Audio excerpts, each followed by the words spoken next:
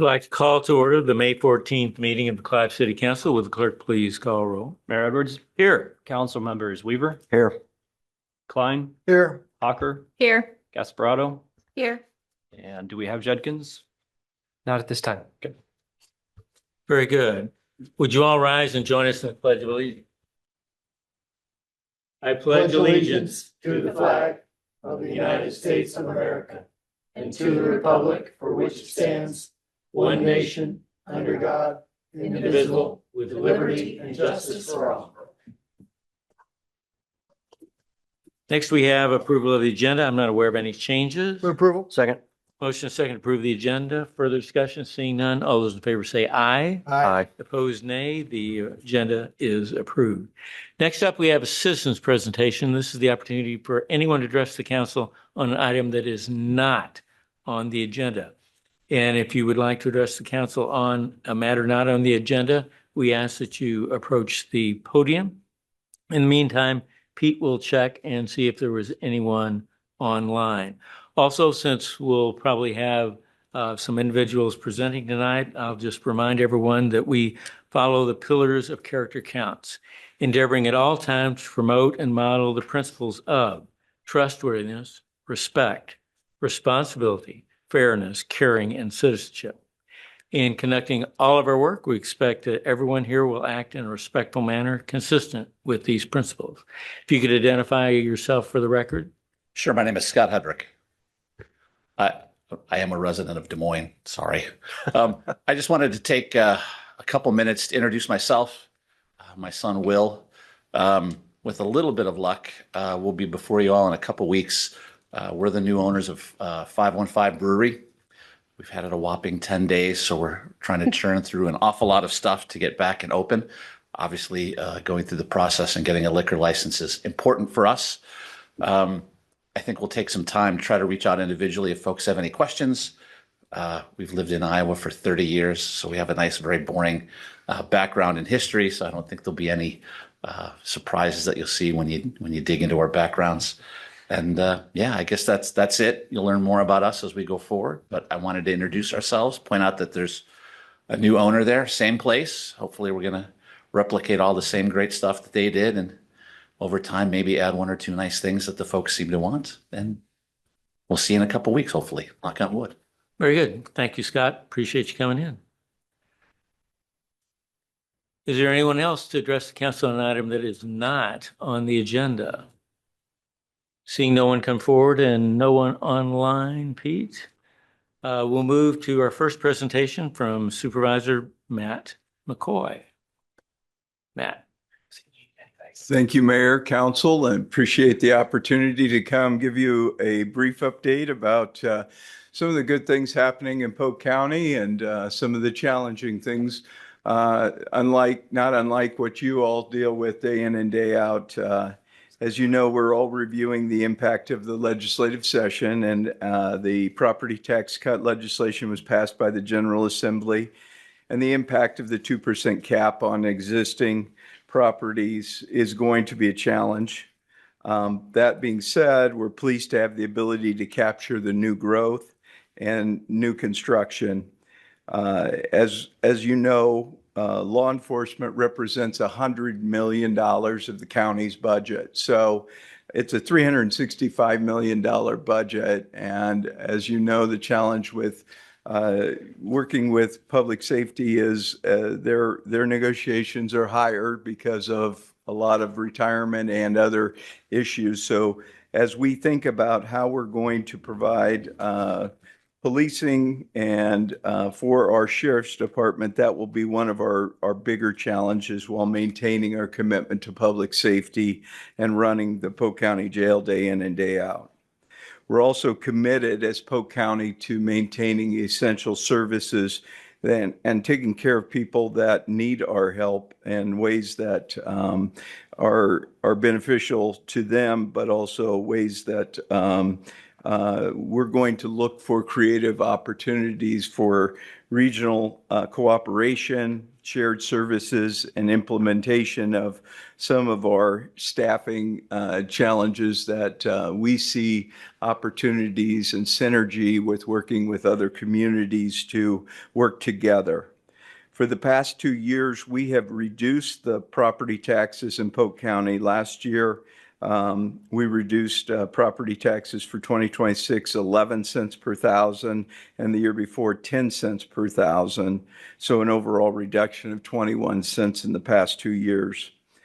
One of our top priorities as a county has been addressing clean water issues. And as most of you know, in 2025, we released the CISRA report, which was the most unbiased, comprehensive report on water quality.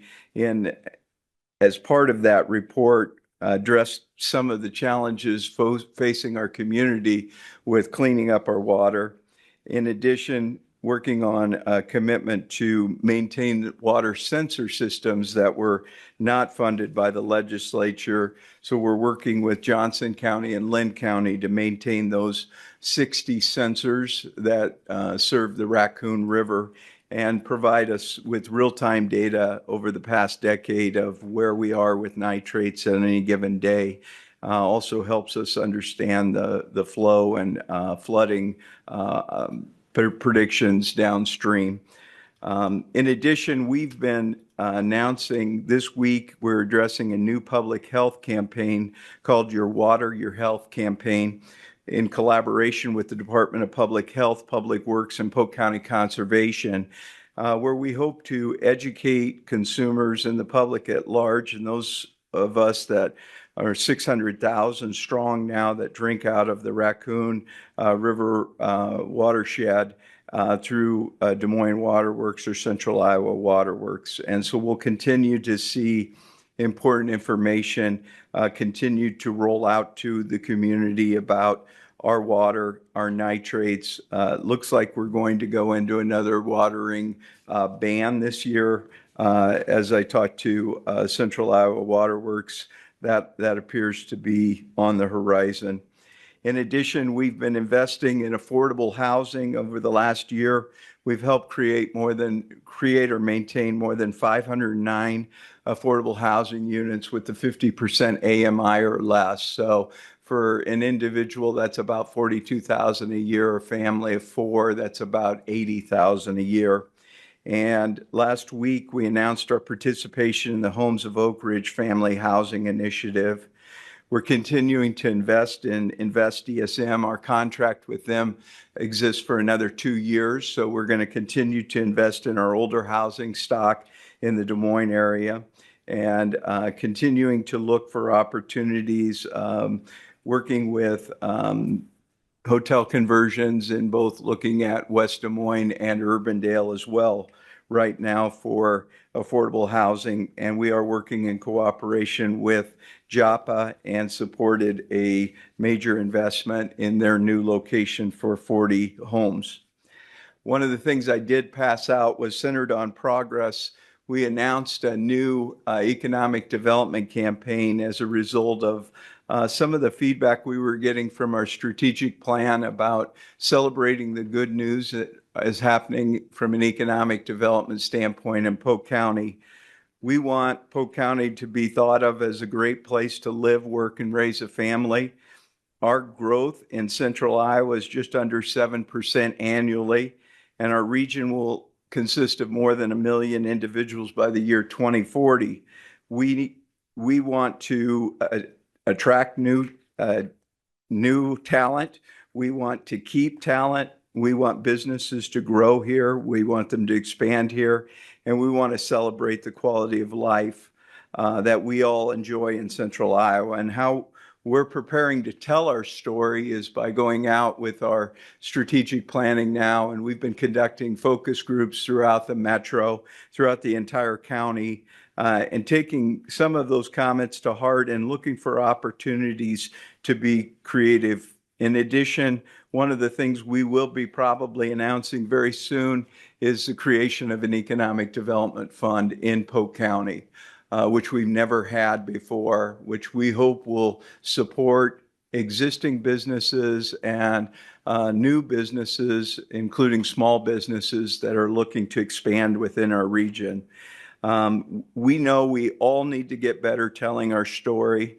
We believe that Polk County is a great region, and it is a competitive region for the rest of the country to be looking to locate and grow businesses in our region. And we hope that we'll be a partner in that with the Greater Des Moines Partnership, and certainly work very closely with Tiffany as we hone our message as it relates to economic development. And she's been a key player with the business community in helping us shape that message. So that consists of my county update.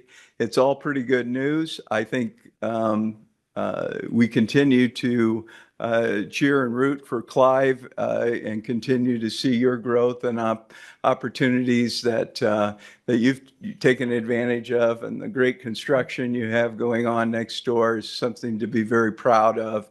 You're a great community. Appreciate your commitment to maintaining tax bases and high levels of service, and you do an amazing job running local government. So you're to be commended for being a great partner with Polk County as well on all the things that we do participate in together. So thank you for having me. Well, we appreciate the partnership. We appreciate the great support we have from Polk County. It's invaluable. And Eric, you wanted to say something? Yeah, Supervisor, thanks again for coming to give us an update. We really appreciate your thoughts on Polk County. A couple quick questions. One, the new facility over by the Emergency Management Center at Carpenter, it's a mental health facility. Give us a little update on that and how well it's going. So it's a terrific, it's been a terrific example of working collaboratively. We call it our Life Services Center. So it supports a sobering center, which is really best in class model for how we can help individuals who are intoxicated, and also keep them out of the booking and jail process, which is a very costly process. We figure it costs about $350 to book somebody into Polk County Jail, just the booking costs. So when we can take them to a sobering center where they can sleep it off and then have a conversation with them the next day about, making better choices and providing some counseling and advice about where they might get some help, that's been a great asset. We've served more than 1,400 guests at our sobering center since opening. And next to that is Broadlawn's 23-hour crisis observation center. And it is staffed 24 hours a day. We call it a 23-hour center because that meets the definition of not having overnight beds. So but an individual having a brain emergency or family experiencing a crisis can take their loved ones there and see psychiatric nurses and professionals that can help them through that crisis. And that's really the objective of it. Ultimately, Broadlawns does an amazing job running that center. We feel it is an asset to the community, and just having a place where people can go get a prescription filled or get something handled in a timely fashion when it impacts their mental health, it's just a real asset for the entire region. So we certainly serve all of Polk County with that center. Quick follow-up question. Clive is located in both Polk and Dallas counties, and you talked about working together with communities. Is there a way, or are there different avenues for Polk County to work in collaboration with Dallas County to perhaps create efficiencies and reduce redundancies in services? I think there is. And we're looking forward. As you know, Dallas County Board of Supervisors is moving from 3 to 5 members, and they're having elections at large of the entire district. They're not by district, but at large. And so we're looking forward to seating a new board and then having some real discussions. I know the mayor of West Des Moines is very eager to build some alliances with the new board and see how West Des Moines and Dallas County can better partner on bigger projects that really impact residents of both the Polk County side of West Des Moines and the Dallas County side of West Des Moines.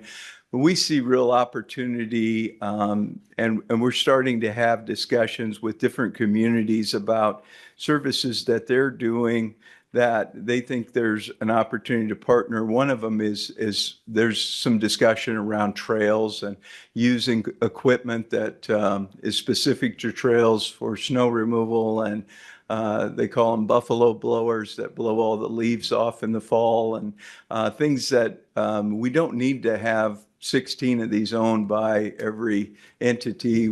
Maybe one entity could check these out to other entities and we could share services. So I think that's the future, is how do we collaborate? Thank you. Anything else? Thanks, Matt. Thanks again, Matt. Thank We you. appreciate it. Thank you very much. Next up, we have the partnership. Tiffany.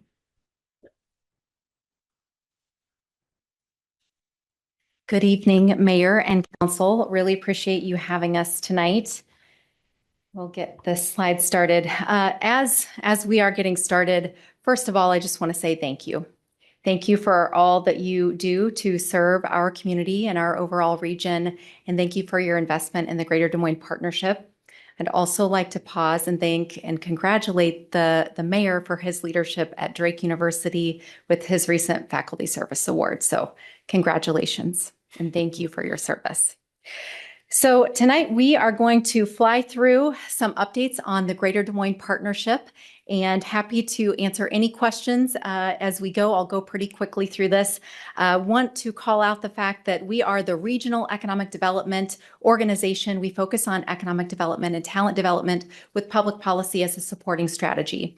I'm very pleased tonight to have a couple, well, actually 3 of our board members in the room with us. We have Vanessa Freitag, who's on our board and serves as the COO of Mercy One. We have Chris Costa, who is chair of the partnership board and CEO of Nat Properties. And of course, you just heard from Supervisor McCoy, who also serves on the partnership board. You'll hear from Stacy Lovan, our SVP of Economic Development, here momentarily. So the partnership, as the regional economic development engine, we are funded by more than 400 investors. We are a nonprofit. We have over 7,200 members that are part of the Greater Des Moines Partnership.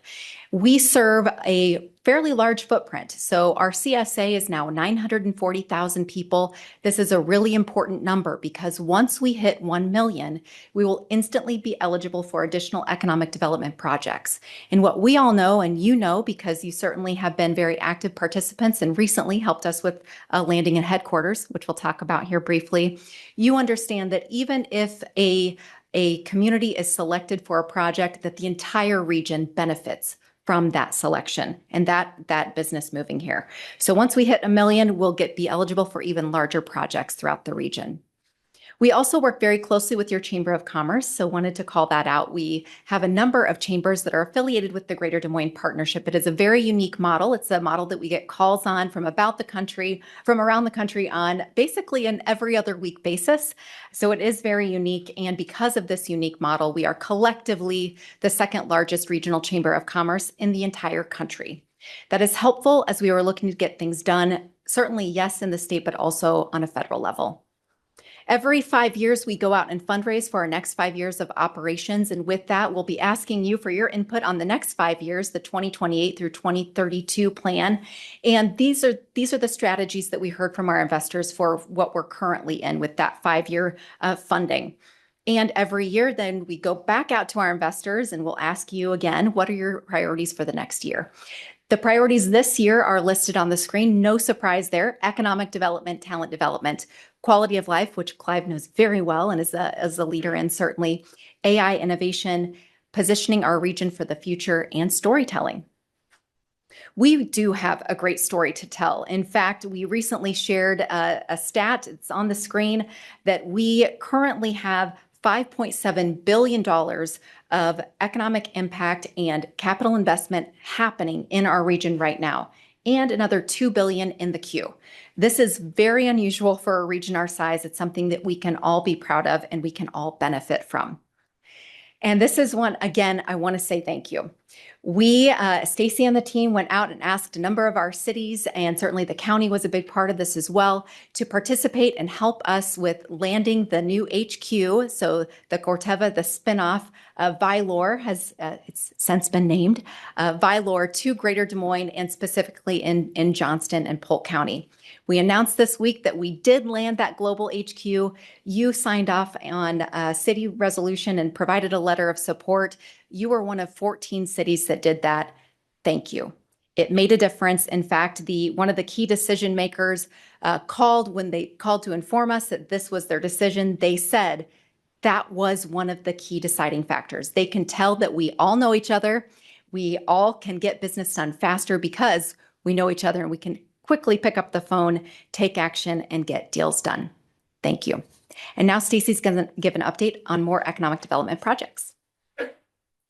Good evening. And the Corteva announcement or the Vylor announcement is just one of the key pieces of what we come out with when we all work together.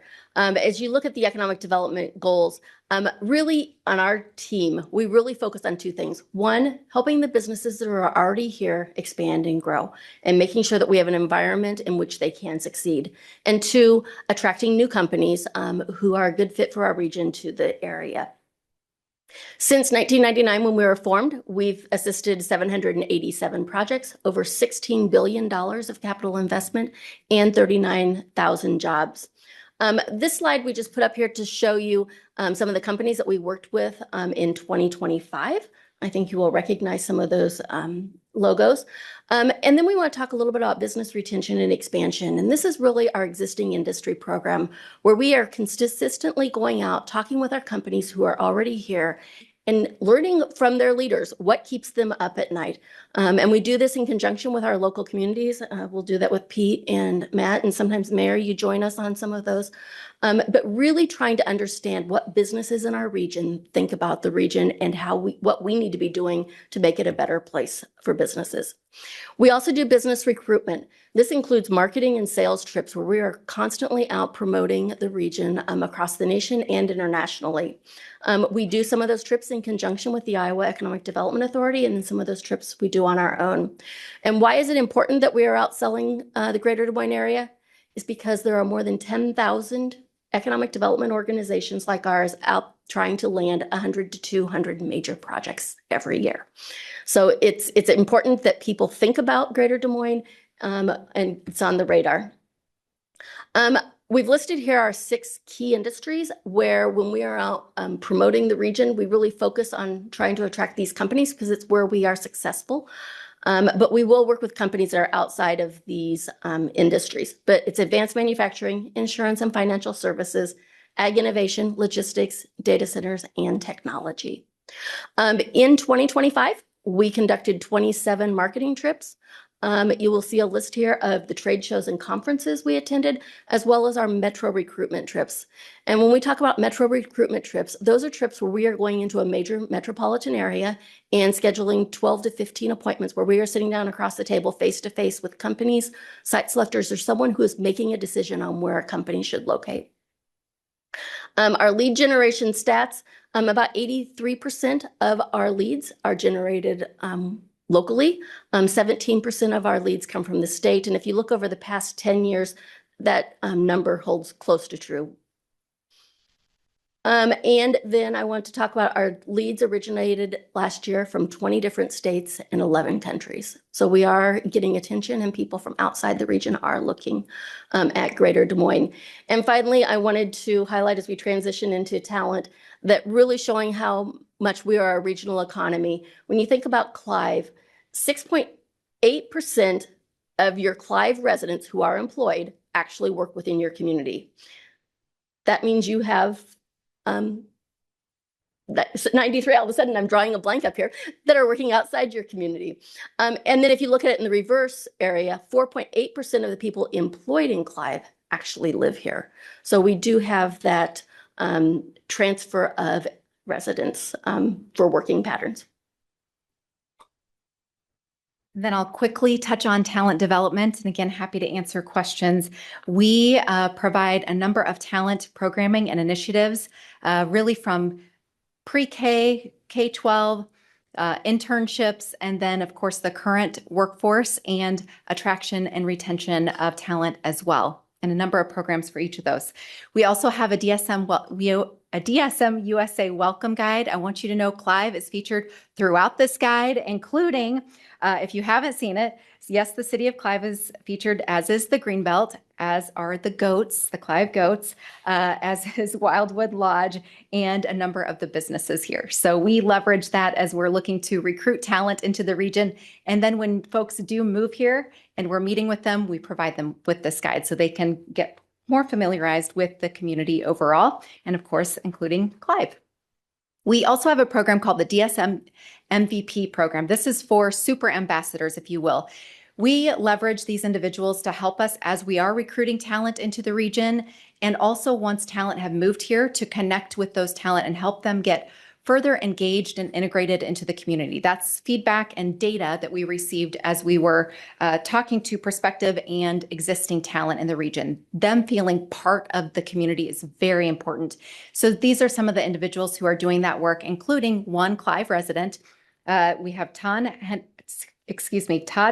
Henningston, who's a Clive resident and also works at one of our investors, Gilbert and Cook. So he is one of our MVPs. We also do a number of connection opportunities between rural, urban, and suburban. Stacy and I have been out on the road today in a number of our communities, meeting with our cities to hear more about what's happening within their communities. And we want to continue to play that role of convener between rural, urban, and suburban communities. Want to thank again, Clive, for your participation in the regional summit. Thank you. It does not go unnoticed and is very much appreciated. Also, we do quite a bit of work to support small businesses, and this includes a number of initiatives and programs that are pre-established, and these are designed to help those incubator businesses, as well as those businesses that are looking to scale up, and those entrepreneurs who are considering creating a business and growing a business here in the region. And of course, we're always looking to help them grow. We have a number of those businesses that are, of course, based in Clive as well. State policy agenda, you all are very familiar and very active in this work, and we again thank you for that. In fact, our state policy agenda with our Government Policy Council, which several of you participated in that work, there was specific language. Pete, thank you. You are a wonderful wordsmither. Thank you for all of your help as we were building out our state policy agenda, taking that to our executive committee and board for approval. And as you know, session has ended, but we'll continue through that process and refine as we move forward. And then also the federal policy agenda. So want to again thank you for all of your help and work on this, on initiatives like the Future 435 project, 20 years in the making, and we were able to move that forward, and it will now go to Congress. DMDC, again, thank you for your participation. You are very well engaged in that work as well, and have appreciated that, and hope you can continue to be. That does really make a difference as we are out lobbying in DC. There is a lot of great regional momentum. We just want to call out on this site. We have a number of rankings, many others on our website if you ever want to utilize those. But the one I'll point to is the #2 top metro for number of economic development projects. This was a ranking that we recently received that we're really proud of. Again, this is all data based. So proud to continue to do what we can to get the word out there about what a great place this is to do business and to live. Population growth, our population is growing. We continue to see population growth, and we're outpacing our Midwest peers in terms of population and employment growth. We have a number of events and activations that we do, including the Downtown Farmers Market, which has vendors from all over the state, regional activations like hide and seek ornaments you keep, and then the World Food Festival. So want to call out, these are some of the businesses that are located in Clive that have participated in some of our programs. Sunny Day Creations, Monarcha, Final Touches by Marie, 3 Smooth Stones, and then I've got a list of 7 others if you'd like to see that. So we really appreciate all that you do to support businesses here in Clive. And then storytelling. Again, we are all about getting the word out. We want that positive news to help share, because that helps build and create more momentum to draw more business, more talent here. We do have a new storytelling hub that we launched called the Greater Des Moines Story. So happy to help tell any stories that you have related to Clive and get the word out there about the things happening here. We do have a number of investor specific benefits for our local governments. So I want you to have this list. And of course, feel free to ask any questions. Here's just a few calls to action. And again, I will just say thank you so much for all that you do and for your continued investment in the Greater Des Moines Partnership and our region. Thank you. Any questions? Or go ahead, Ed. Tiffany, thanks so much for being here. We always appreciate your updates. And you guys do an amazing job with economic development, representing the business community, all of that. One of the topics of conversation at this dais the last couple of years has been your representation for cities and maybe wanting to see a little bit more of that with cities. And I think you've had some conversations with some of the folks here.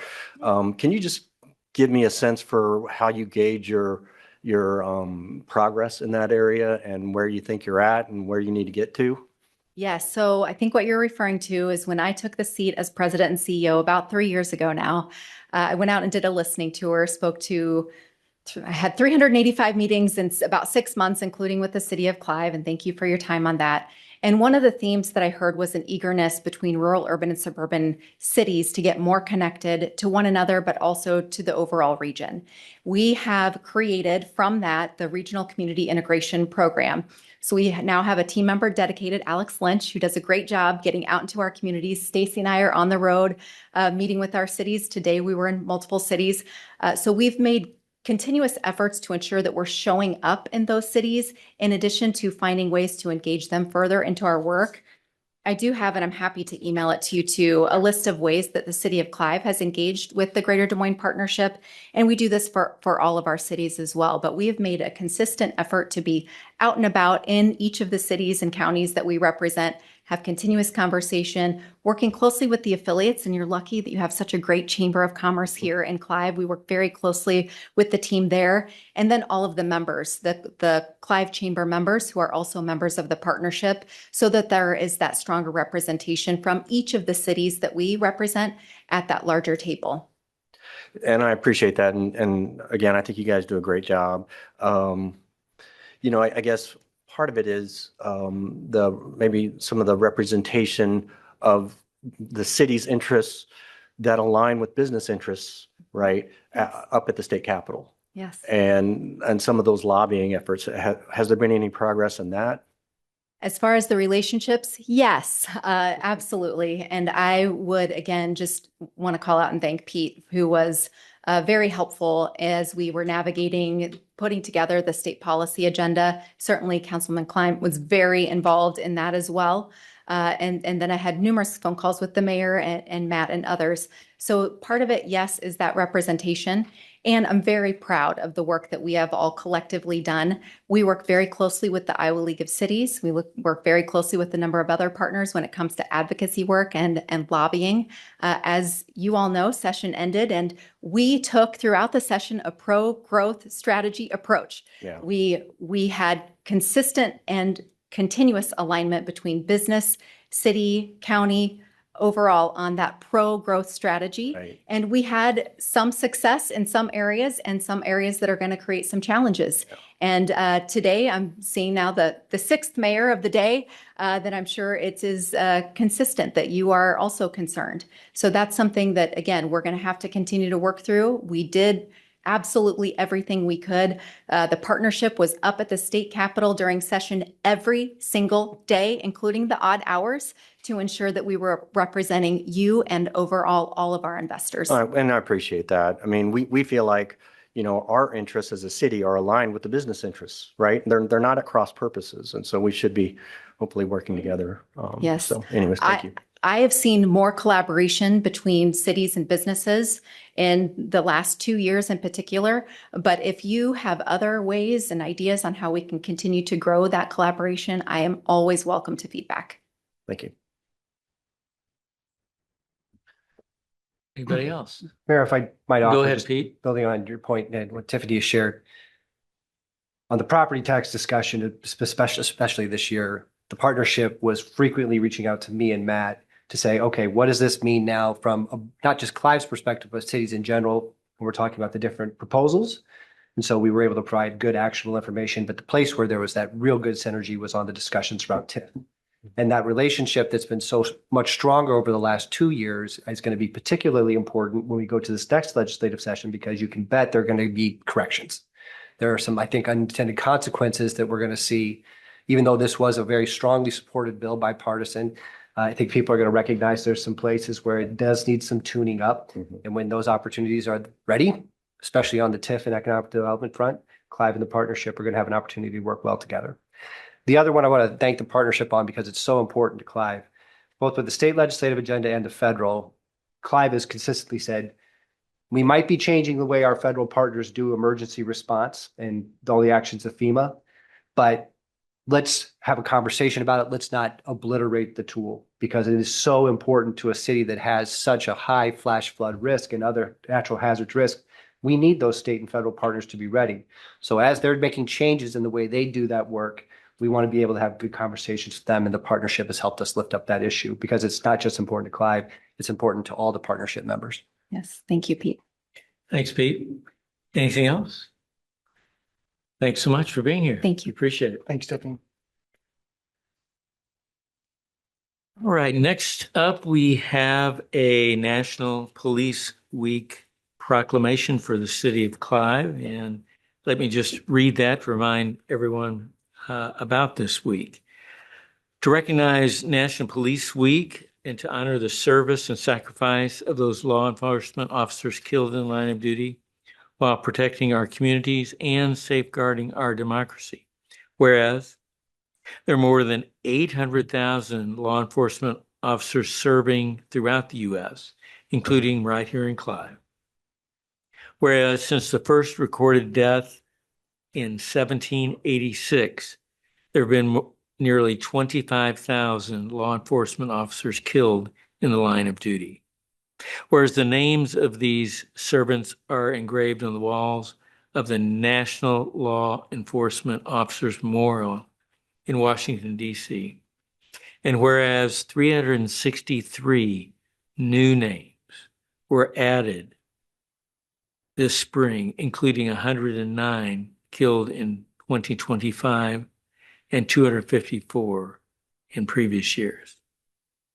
Whereas May 15th is designated as the Peace Officers Memorial Day, and in honor of all fallen officers and family, the U.S. flag should be flown at half-staff.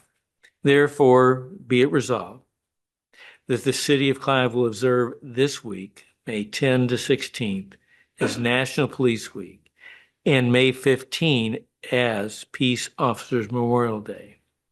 And we publicly salute the service of law enforcement officers in our community and communities across the nation. In witness whereof, we declare this on this day.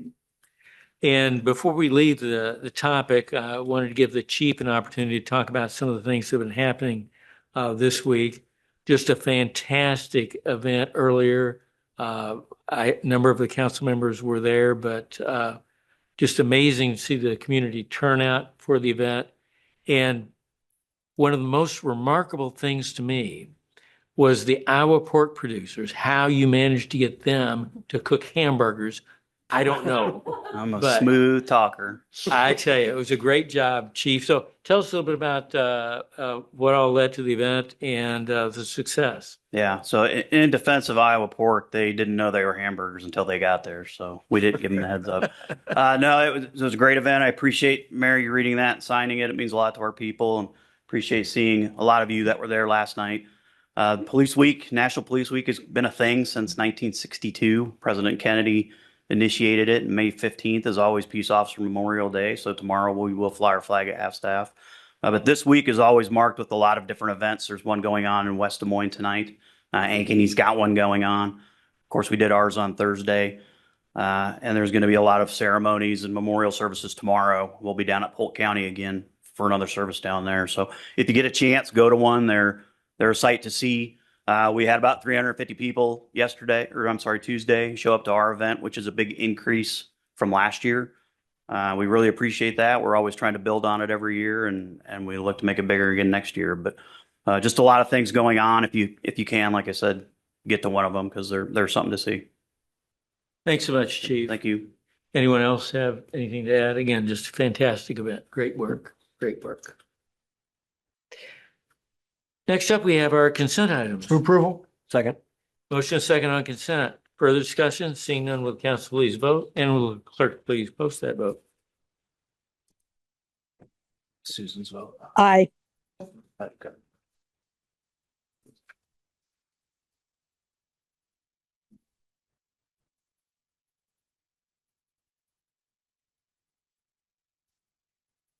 It's a yes. I'm told it is approved by a vote of 5-0. Very good. Thank you. Next up, we have first consideration of ordinance 1178. And Chief, are you taking that as well? Yes. Pete, how do I get to mine? Sure.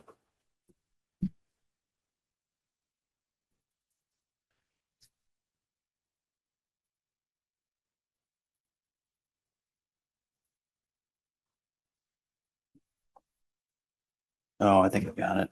Yep, I'm sorry. Made you come down here for nothing. That's fine. Go ahead and click that off though, or else it'll slow you down. It's going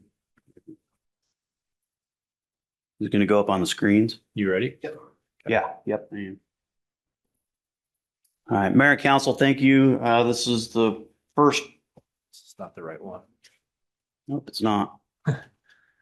I can't fix that from here. It's At any rate, this will be the first, we hope to have the first reading tonight. I know there was probably going to be some comments based on a news media article that came out today, but we'll talk through that. I'm sorry. Go ahead.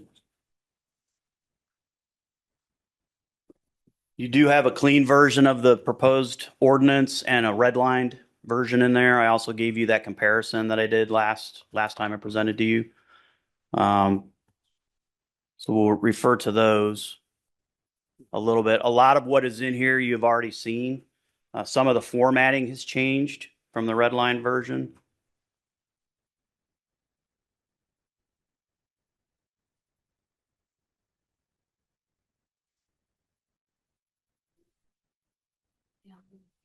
Okay. Just making sure it wasn't just me. Except walking on her head. I think the air doesn't work.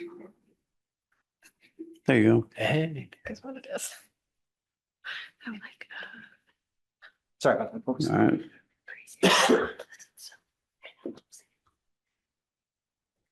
right. So like I said the last time, it was a complete overhaul of what our bicycle ordinance was before. I don't know when the last time that had been updated, but it referenced a 1 kilowatt electric bike.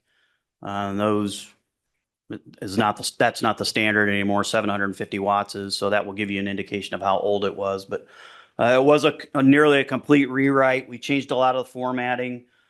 This new ordinance includes a lot of different modes of transportation that haven't, they didn't exist back when we had that initial ordinance. And it's written in a way that it can include a lot of new devices that are going to continue to come out. But we could name things individually, but we felt it was better to have a bigger umbrella, a broader approach to the definitions that we used. We talked a little bit about how there's going to have to be some acceptance of new modes of transportation that we'll see on the trails. And we talked about our educational period that we're going to use. Our new SRO, Courtney Severin's already working on her class that she's going to do on weekends at the police department. There was a change with the legislature passed Senate File 490. I've got redefines low-speed electric bicycles. Didn't really redefine them. It just kind of tightened up the language. It took it from, so those low-speed electric bicycles have less than, they are capped at a 750 watt motor. It changed the language to read from less than 750 watts to produces not more than 750 watts. And why that is important is because it helps us further define what motorized bicycles are, more commonly known as mopeds. And it makes it easier to enforce 321 code, which is our traffic law, on some of these bigger e-motos. So we will have to start requiring driver's licenses and registration and insurance on a lot of these things. So e-motos are not specifically a part of this ordinance, but they do come in just on how the definitions are used.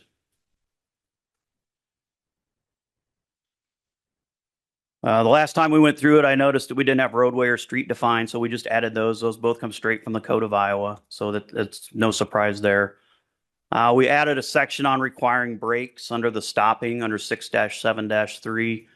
It was just kind of a statement that if you're riding, you have to ride at a reasonable speed that will allow you to stop, but we didn't actually cover brakes specifically. So we added that in. Place of riding, this has been a topic today when we talk about roadways and streets and sidewalks and multi-use trails. Under 678, it does require an operator of a device on a roadway to follow the applicable rules, the same as any other vehicle driver. So you have to ride in the proper direction of travel. You have to give signals when you turn. You have to signal when you're stopping, things like that. There's a requirement for the use of a bike lane or multi-use trails if it's adjacent to the highway, and that falls under place of riding. We don't really have in Clive bike lanes. We don't really have a whole lot of trails next to roadways. But why this came up today as a topic, a story came out in the media, as I said. It talked about this section of the ordinance. It's important to note that the way the ordinance is drafted is that we are going to allow this big umbrella of vehicles, all these different types of devices, whether they're electrically powered or whether they're human powered, they're going to be allowed to be on streets of 25 miles an hour or less. So for example, in the example I've been using today with Pete, as a person in an electronic wheelchair will fall under that big umbrella definition of these devices. They would be allowed to ride or operate their wheelchair in the street if they wanted to in a residential area.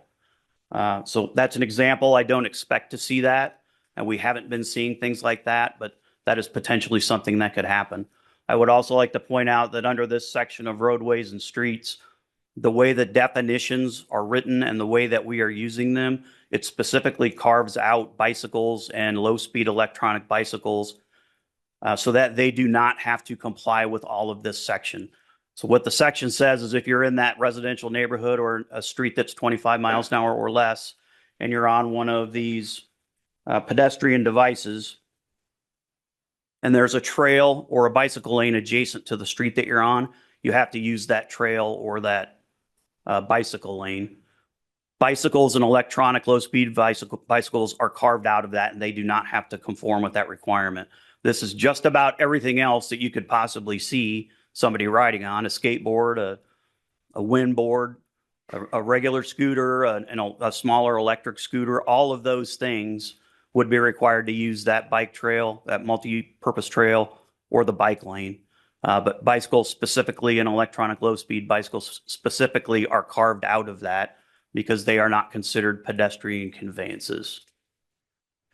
Chief, Yes. clarifying question. So on roadways and streets that are above 35 mile an hour, for example, I know we're not dealing with that here, but for e-motos or mopeds, if you're on a street that's above 25 mile an hour, do they have to have license plates? So it depends on the size of the electronic motor, and it depends on how fast they go. Those are the two things that we would have to look at. But let's just say it's an e-moto that can go 45 miles an hour, probably is going to have a greater than 750 watt motor. And because of the speed that it can go, they would require a motorcycle license for something like that. If it was capped at 39 miles an hour, it would be a moped license. If it can't go that fast, and if the motor is small enough, then it would fall back under the definition of the pedestrian conveyance. And There's a lot there. Yeah. Most of these definitions are things we have taken out of the state code.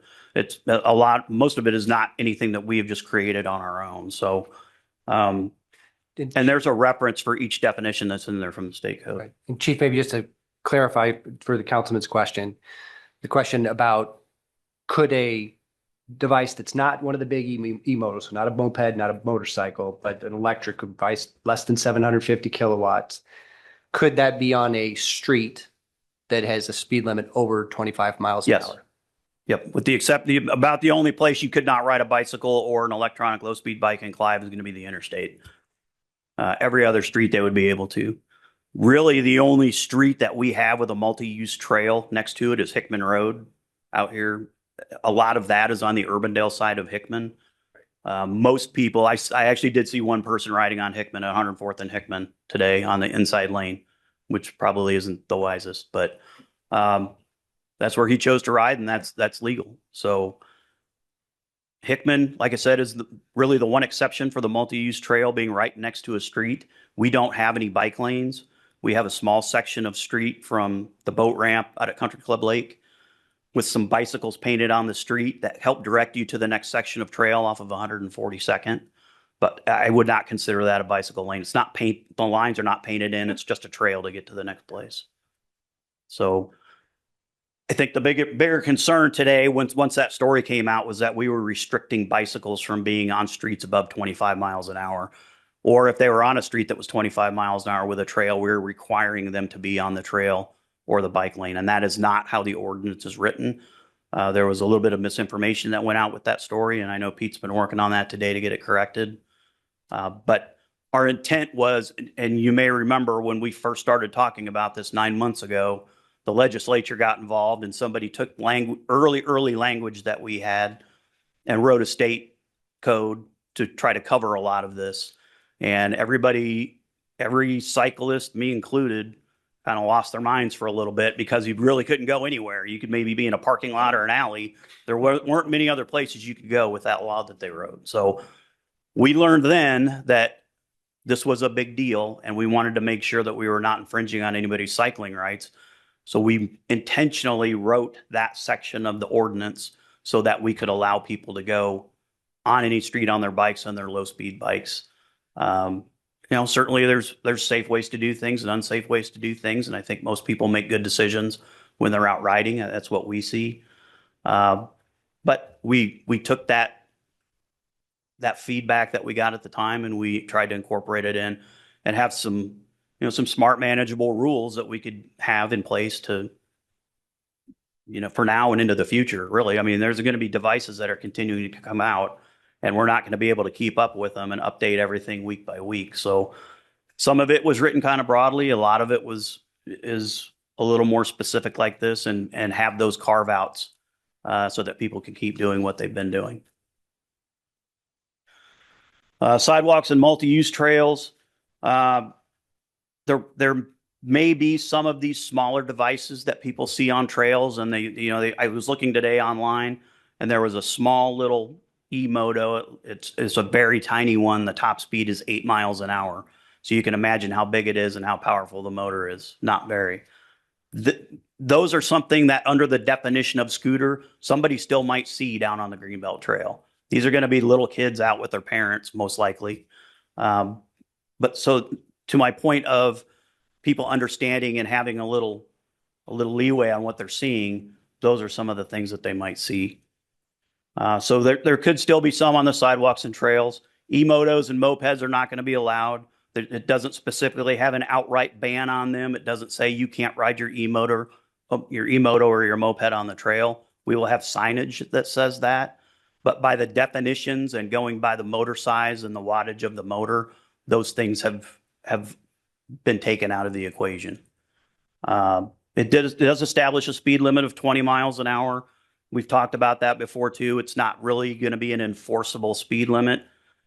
You've all been on our Greenbelt Trail. You know how windy it is. 20 miles an hour is probably still pretty quick on some of these curves. But that's really the standard through the metro. So that's why we went with the 20 miles an hour. Really no other reason than that. Just wanted to be consistent with everybody. And again, something that we're going to have a very difficult time trying to enforce. We're probably not going to see it. It's going to be phone calls that we're getting at the police department. And by then, whoever it is going to be long gone.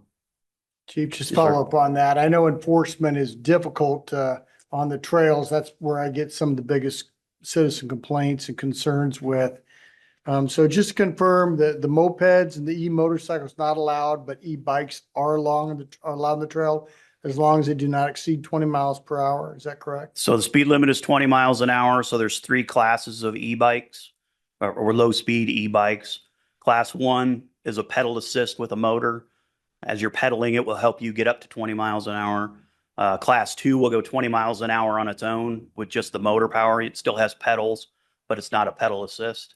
And then a Class 3 will actually go up to 28 miles an hour. So if somebody were on a Class 3 bike, yeah, they would have to try to not go over 20. I don't know if they put speedometers on these e-bikes or not. I've never owned one, but they would have to find a way to try to not do that. I know it's going to happen. I'm fairly confident it's going on now. Speed has always been a problem on the bike trail, but we will enforce it as we can. Of course, you know, we're going to build in a year of education into this whole program once we finally get something passed by the council. But at the end of the day, there's probably not going to be a lot of opportunity to enforce it, but we will do what we can. Our bike patrol is going to be out there. And as I said, our new SRO has really come a long way in creating some programming that she can do, not just at the schools, but she's going to host some clinics at the police department on Saturdays and get parents and kids to come in and kind of understand. And then we'll give them some ice cream when they get done. So it's a win-win. Any other questions on that? I think today that's probably the most feedback we've gotten was just on that being on that limitation of that 25 mile an hour condition in there for most of these other devices. So we wanted to make sure that we were pretty clear on that tonight. We did add in a couple of additional safety measures under those sections. So the traffic code does apply to people that are on bikes.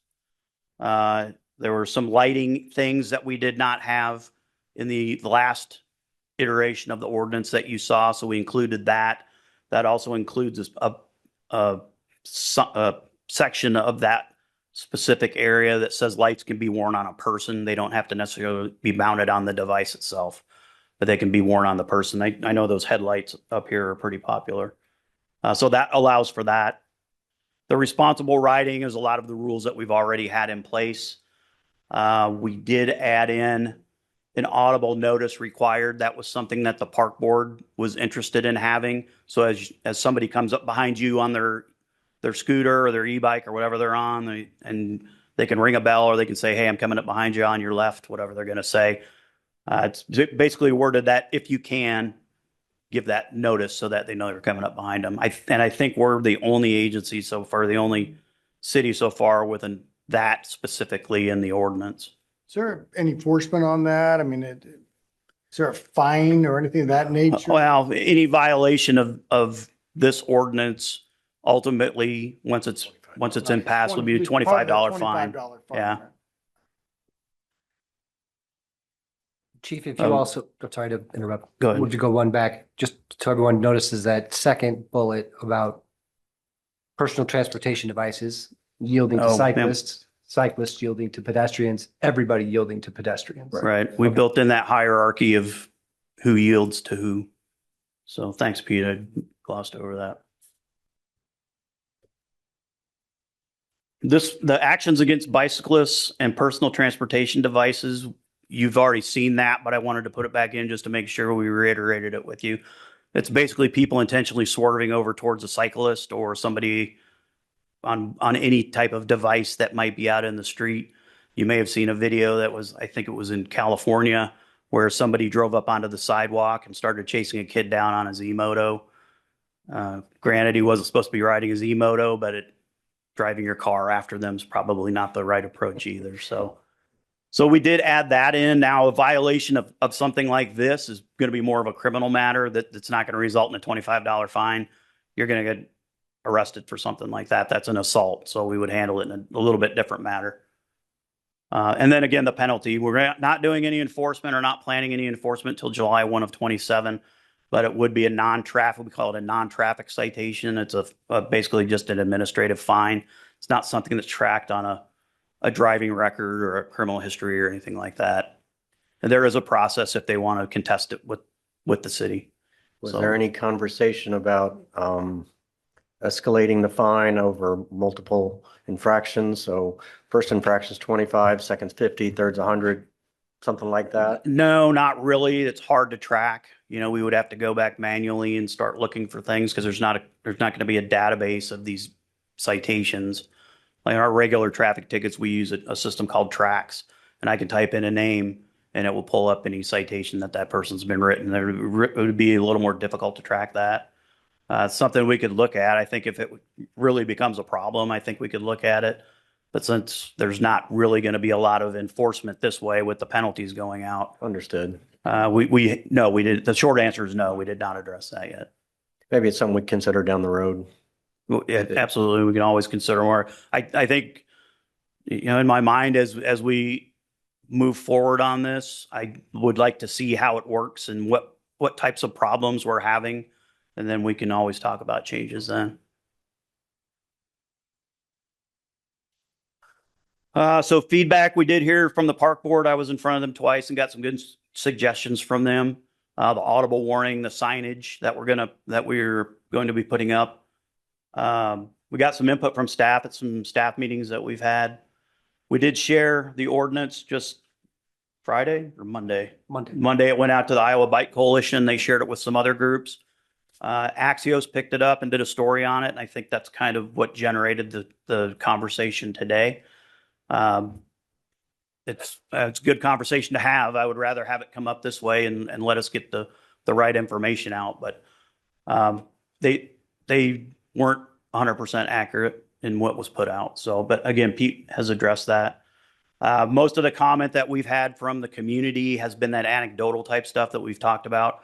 But a few more emails have come in just this last week from concerned people from other parts of the metro. What kind of concerns? The 25-mile-an-hour limitation, limiting bikes from being on any streets, really. Gotcha. And having that requirement to go on bike paths and multi-use trails. I know Waukee had some conversation about the speed limit, the 20-mile-an-hour speed limit. I know Waukee had a similar issue because they were going to ban bikes from every street with the exception of a residential street. And they have gone back in and reworded their section to very similar to what we now have. So they will allow them to be on any street. Waukee just did a work session and they're going back to a first reading on a new ordinance on the 15th of June. So, Councilman, I'd say from the comm side of things, and I want to really actually thank so many different groups that have been part of this. The primary thing we hear are people who are nervous about a bad day when you've got an interaction between a vehicle or a person with somebody who is using one of these e-motos or something else that's moving fast and is heavy and can really hurt some folks. Mm-hmm. Whether it's our bicycle advocates, whether it's our media partners, and certainly our law enforcement in the cities and all of you as council members, what we clearly heard is we don't want to have those bad days in our communities if we can avoid it. That's the number one thing we hear. And so moving ahead, knowing that the key to all of this is going to be education, it's going to take that work between the advocacy organizations, our media partners, our law enforcement, all of us to sort of establish what this new normal is going to be so we can keep everybody safe and enjoying these new devices in a responsible way. That's been the big, or I think, overarching narrative. Along those lines, I know we're going to be working with the school district. Are we also trying to provide literature or information to companies like Bike World? Yes. When they're selling these types of Bike World sells some low speed e-bikes. They don't sell the e-motos. Okay. We were just over there just a couple of weeks ago talking with them about it. They were adamant they do not want to get into the e-moto business. But yes, we are sharing this information. Ankeny just came out with a campaign that we've signed on to, getting information out about trail safety and etiquette and where you can ride your electronic bikes. And the e-motos are probably going to be banned everywhere. I don't know of anybody short of having some private property or an off-road park where really they're going to be able to be used legally until somebody gets registration and a driver's license. So that's something that we may see. We haven't done a lot of enforcement with that yet. There are other communities that are doing that, and I suspect we are going to start doing it as well. We hope through education that we can keep a lot of that from happening, but it's one of those things that we're going to have to wait and see what really happens. Mm-hmm. It's still a pretty new concept with everybody. I'm still fumbling through this thing and I'm the one that wrote it. So you'd think I would understand it, but it can seem complicated. There's a lot of definitions, but there's a lot of different things that we're trying to pull into under one ordinance. So I think that's probably the hardest part. I had to Google e-moto because I didn't know what the heck it was. And I mean, it looks like a dirt bike to me. Oh yeah. Well, drive down Hickman tonight, you'll probably see some of them right down the trail. So there, you don't realize how many they are till you start talking about it, and then they're everywhere. Mm. So tonight, I know that we are here potentially for the first reading. I know that there's some out in the audience that want to make some comments. So I would be happy to answer any other questions that any of you might have. I would say that City Legal has reviewed this, and they had a couple suggestions as far as definitions go, and those have been incorporated a long time ago. But it has been reviewed by City Legal. Very similar to what Waukee is going to be proposing on the 15th. Very similar with what Ankeny has in place right now. I don't want to say that we're moving faster than other communities. This has been a 9-month process so far. We're just ahead of what some others are doing. And quite honestly, there's some cities that are waiting to see what happens with us. And then they'll probably move forward a little bit quicker at that point. So it's still a topic that we've been working on regionally. Anything else for the chief? I have one question. Go ahead. The scope for this is for public roadways and trails. So I know we don't have a lot, but this does not include private roads, like in HOAs, things No. of that nature? No, this So would that- not those are include private separate. roads. Yep. Okay. There's 4 codes that we can enforce on a private street, and how people are, it's reckless driving, OWI, careless driving, and there's one other that escapes me right now, but yeah, this would not apply on a private street. Okay. Or private property for that matter. If somebody wants to go out on their acreage and drive them around. Yeah. There is a section in there that talks about public land, so city-owned land. I was not aware that we had a few off-road trails for mountain bikers. But aside from those, people can't just go into the green belt and start digging up their own trails, which that's been another issue, especially out west. We're trying to catch the ones that are doing that. We did have an issue with some kids on some e-motos that were driving around and trespassing. We've identified them and they've been talked to, and we've gotten in touch with their parents. So Beaver kids, isn't it? Yeah. Mine are too old now. yeah, so things like that are going to happen, and we are addressing them as they come up. It's just probably the bigger problem is us being contacted in the first place. But we're working through all of those things, and we can work through this. Happy to take any questions that anybody else would have, and I'm happy to hear the comments from everybody else because I want to know if they think we're going in the right direction too. I'm not seeing anyone here. Thank you, Okay. Chief, but stay nearby. If we have anyone in the chamber who would like to address us, please approach the podium.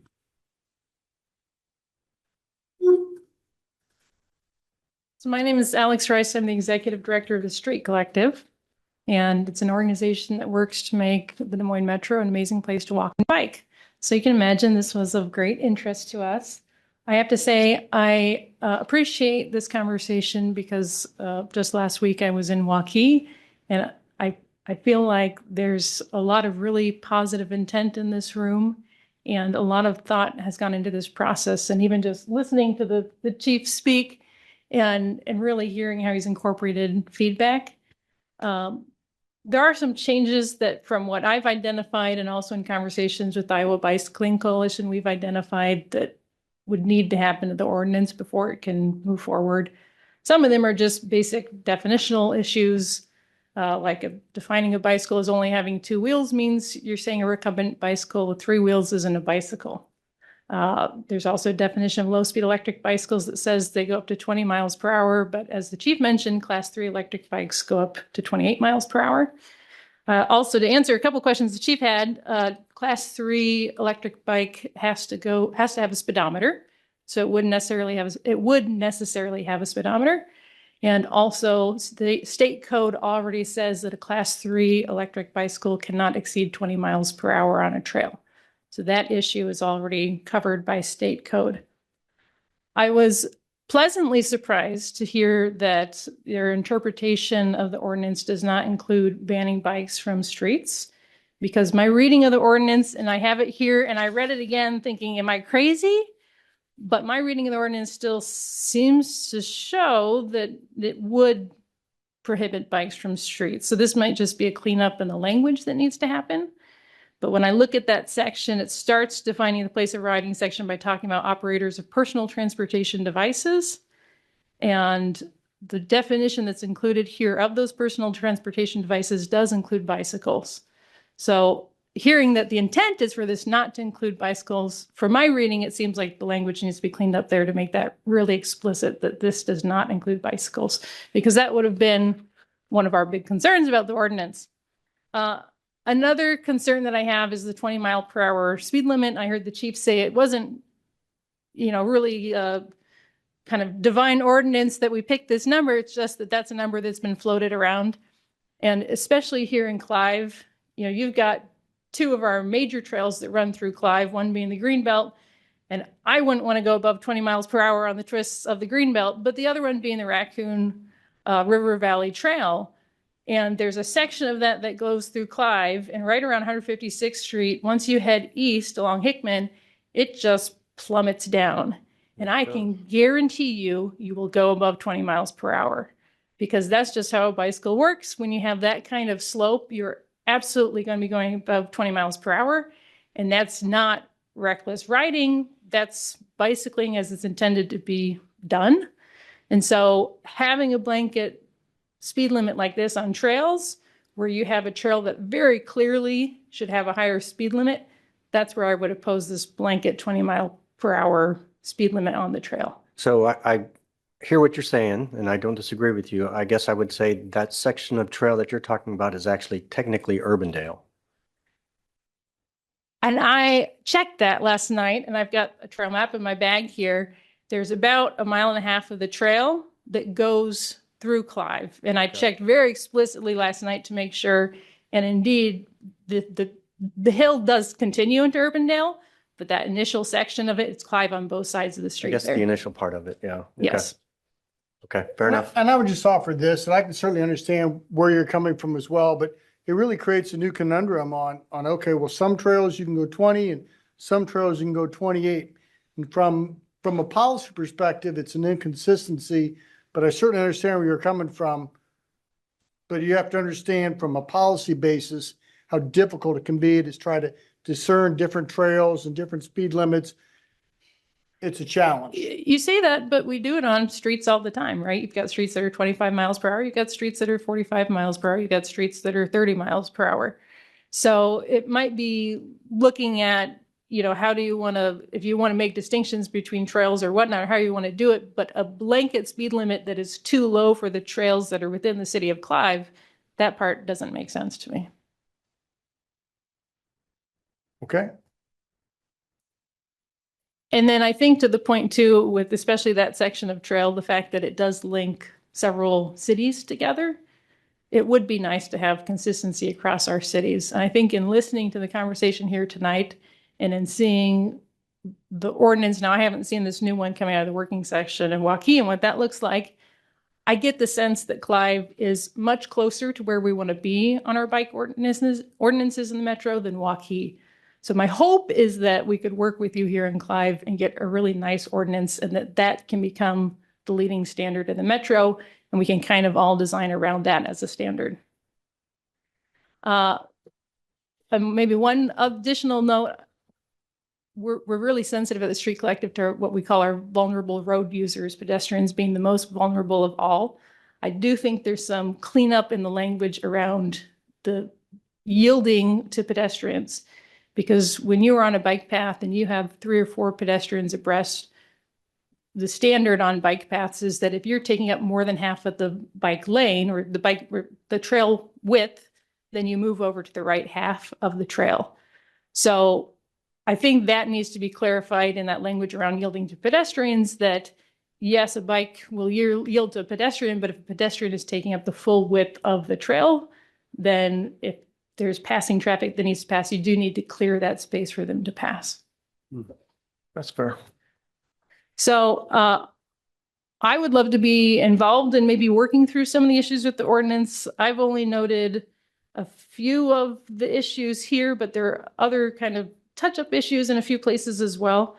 I know the Iowa Bicycling Coalition, because I met with them today, they're also very willing to be a part of this process. So hopefully, however this evolves at this point, if we could work with you to really clean up some of these issues so that we can have a really strong ordinance moving forward and address a lot of the things that we've been hearing from the public as well.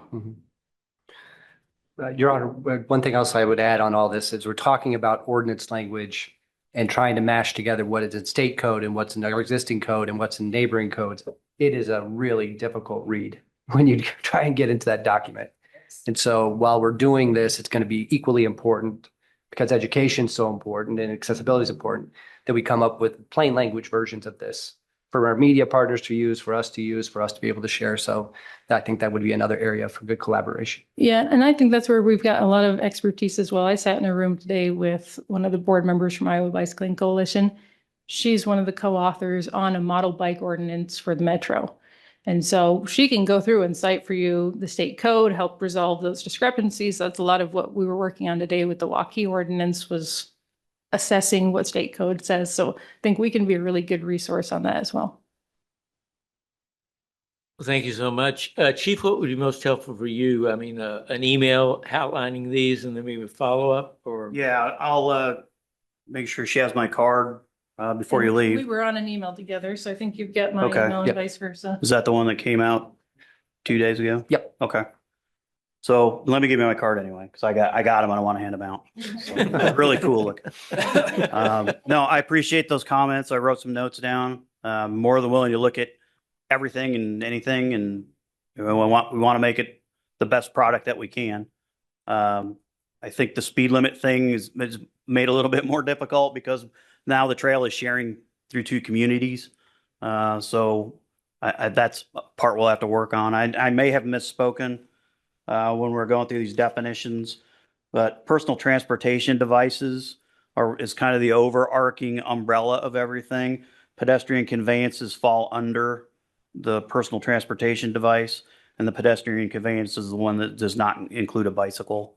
So it's kind of separated out on its own with its own definition.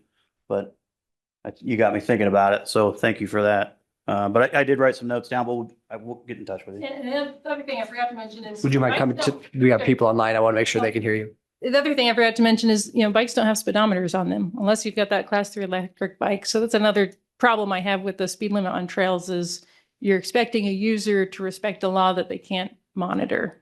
And Well, so I would beg to differ that they can't monitor. They could monitor. Everyone's are responsible to follow the law in the way that they need to. So I respect that it's a challenge. Or So it's does that mean there's an logistically- expectation that all bicycle users must purchase a speedometer? That's not what I said.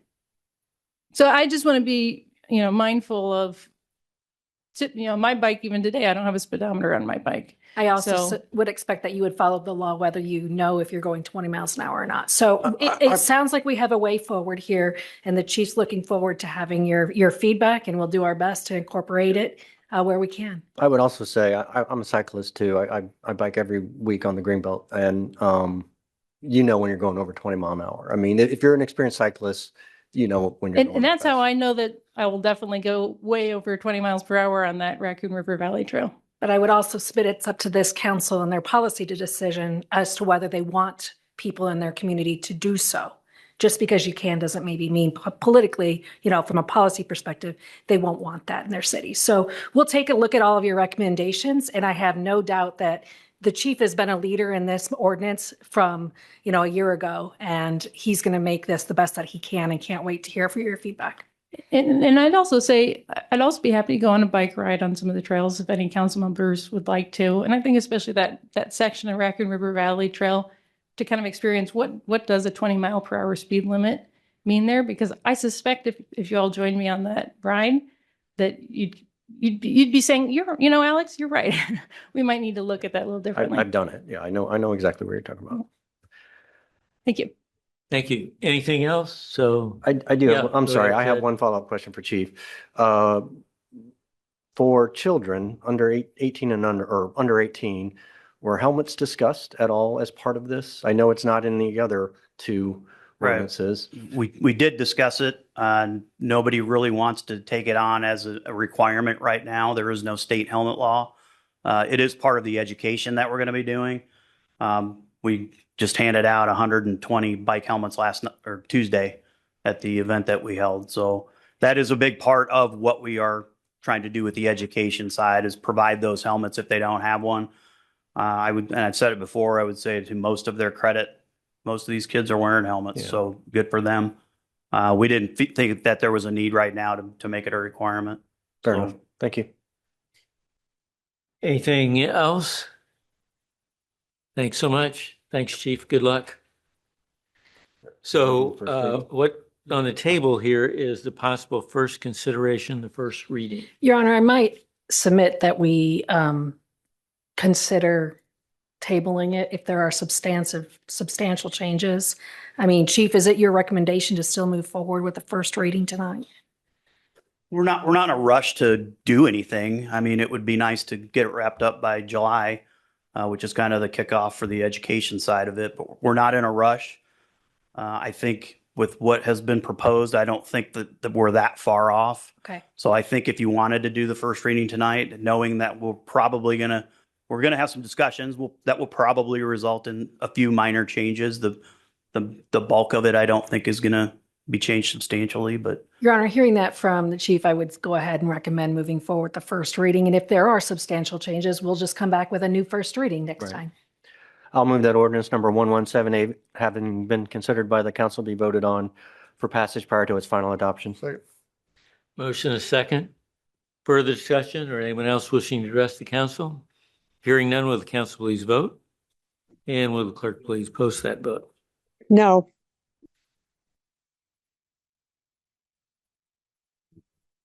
So the first reading passes by a vote of 4-1. Again, thank you all. Next up, we have a site plan amendment, and I believe Amanda is online. Good evening, Mayor, Council.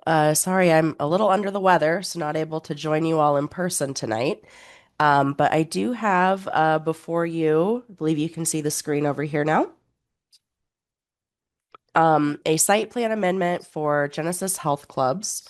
They're located at 10930 Hickman Road. They've been doing quite a bit of work out there over the last few years, as I believe you're all aware. Some of the more recent efforts that we've done involved the site compliance. So we've been able to remove all the dead ash trees, you can see in the picture here, some nice new baby tree plantings that went in the fall.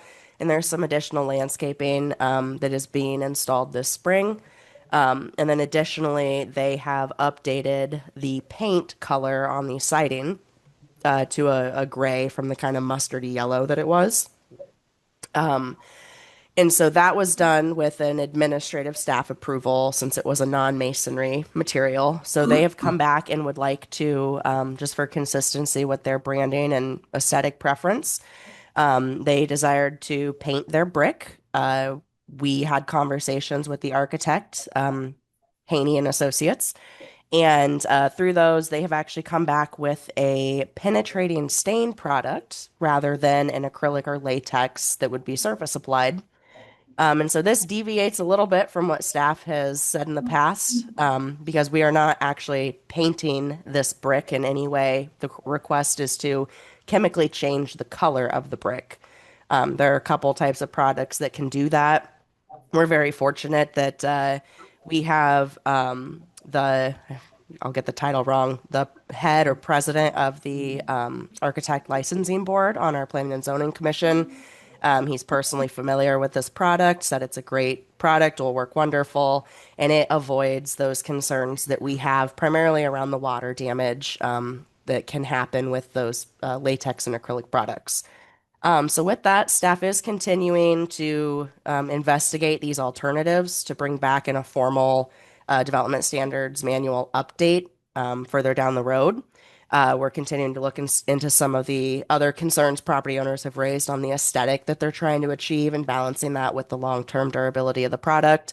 But in this case, this is a product that we are very comfortable recommending approval of. So with that, there is a staff recommendation to approve the site plan amendment to alter the brick using this product. There was only one sort of public comment at the Planning and Zoning Commission meeting from another property owner nearby along Hickman Road. She was actually interested in what the product was and just wanted to hear a bit about it. So not really a formal comment, just some inquiry we had at the meeting. And Planning and Zoning Commission did unanimously recommend approval. And with that, I would take any questions you all may have. Any questions? Otherwise, we're looking Move approval. Second. Motion second to approve the site plan amendment. Further discussion? Seeing none, will the council please vote, and will the clerk please post that vote? Yes.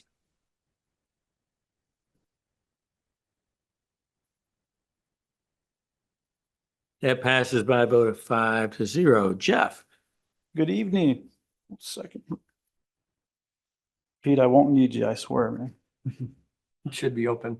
It's one of the PowerPoints.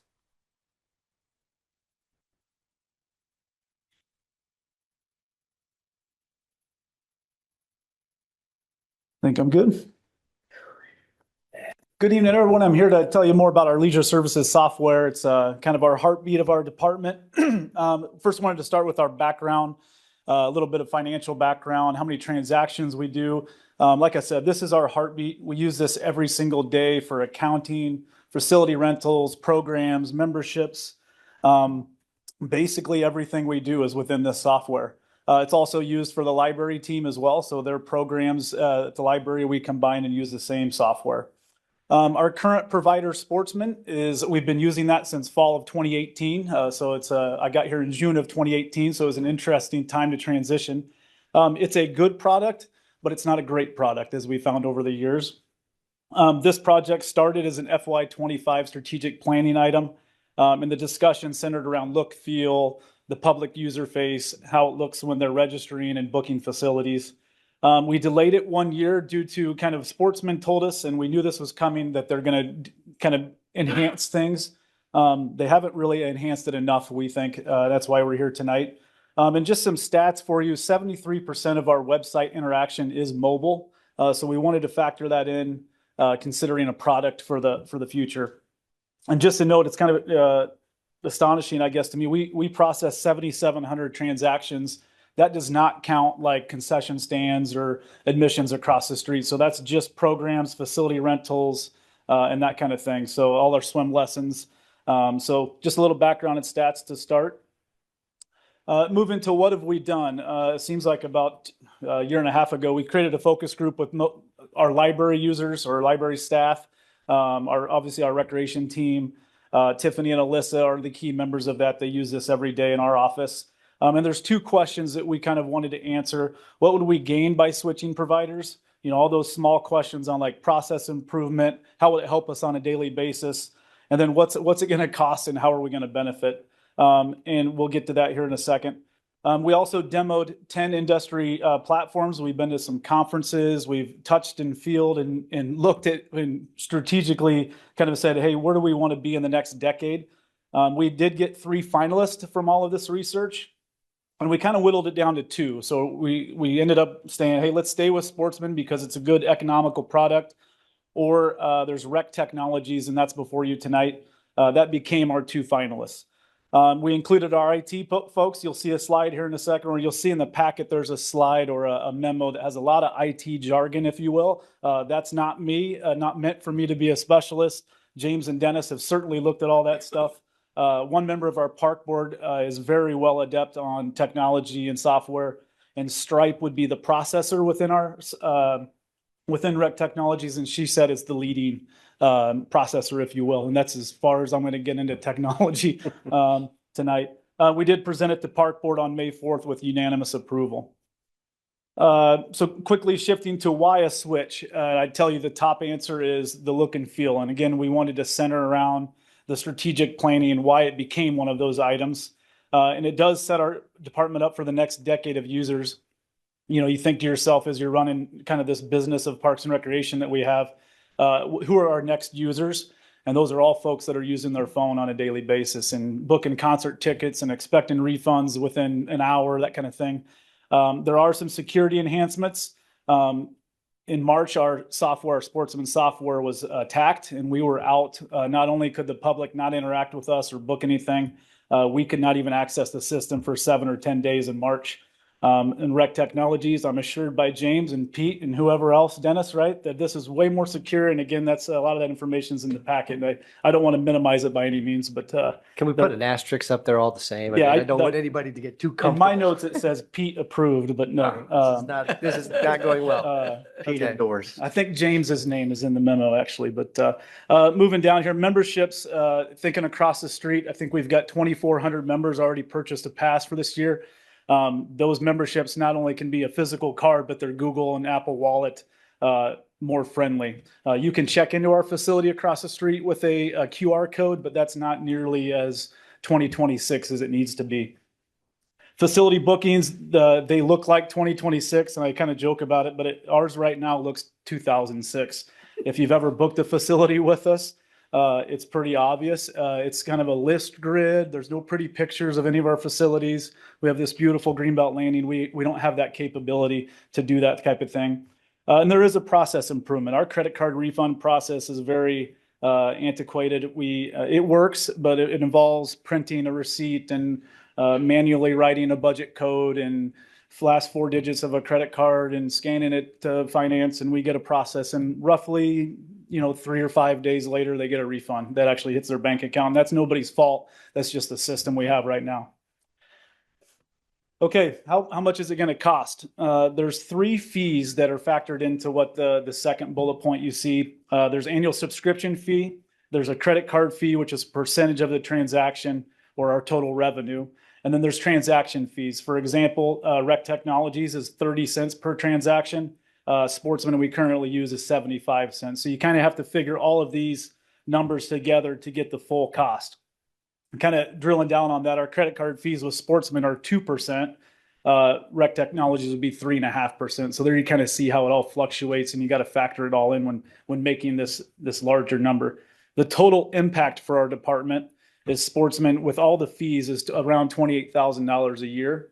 Rec Technologies and switching to Rec Technologies would be $41,000. So it's significant increase knowing our budget, how tight things are right now. Yearly fee, Jeff, or that 41,000 or? Credit card fees is where it really comes. I think it's 2% versus 3.5%. And that's a kicker when you're talking 7,700 transactions and roughly $800,000 in credit card total processing. So that's where you get the big percentage. But is that? That's a pass through. Yeah, that's a pass through, right? Yeah, we still have to pay a lot of that. It comes out of our total, like when you think of the bigger picture. So not only what we get, but what we pay, like the total subscription is one thing.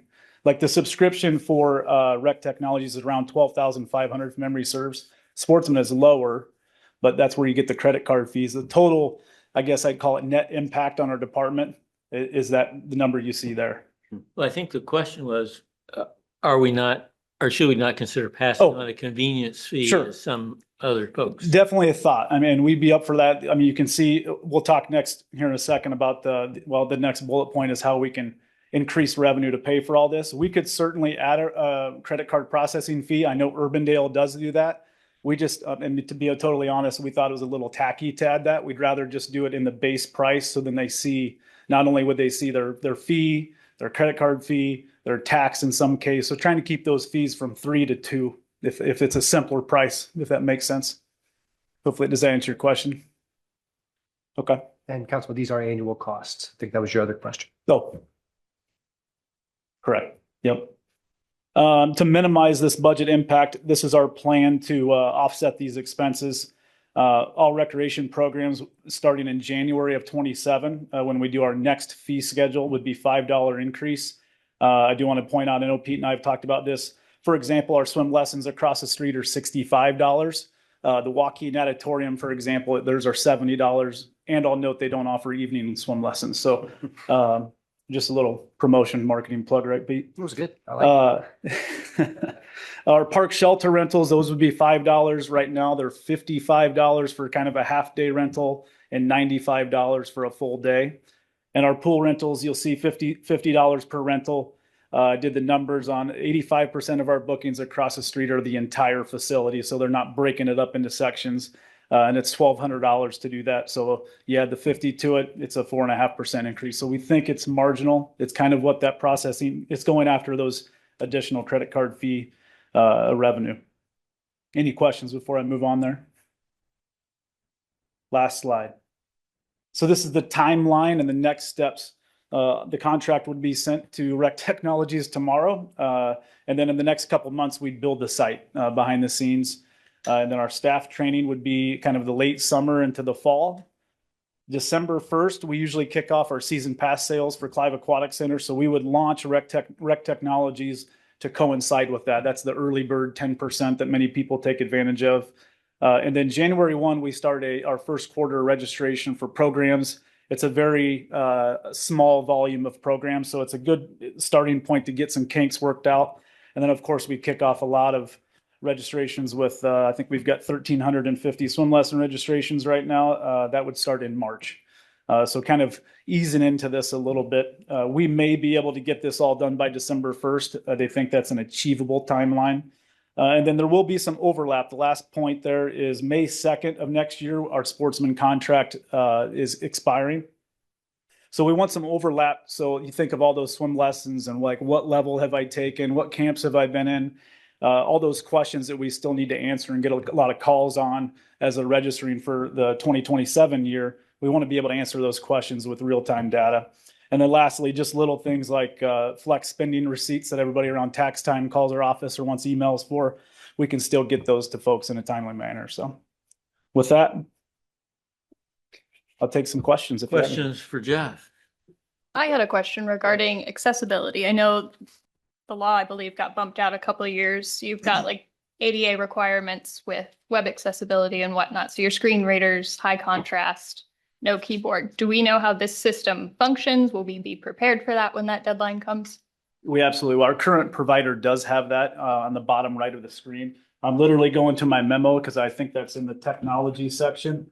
I apologize. I'm not too, I'm going to throw some acronyms out and I apologize. I don't know much more about this, but there's, and I don't know if you can help me either, Pete, I apologize. Go but ahead. There's The WAG. WCAG is the accessibility is core to serving our community. Their platform is conducive, level A and AA compliant with full conformance by early 26. Okay. So that's as much. That satisfies me. Yeah. Ted?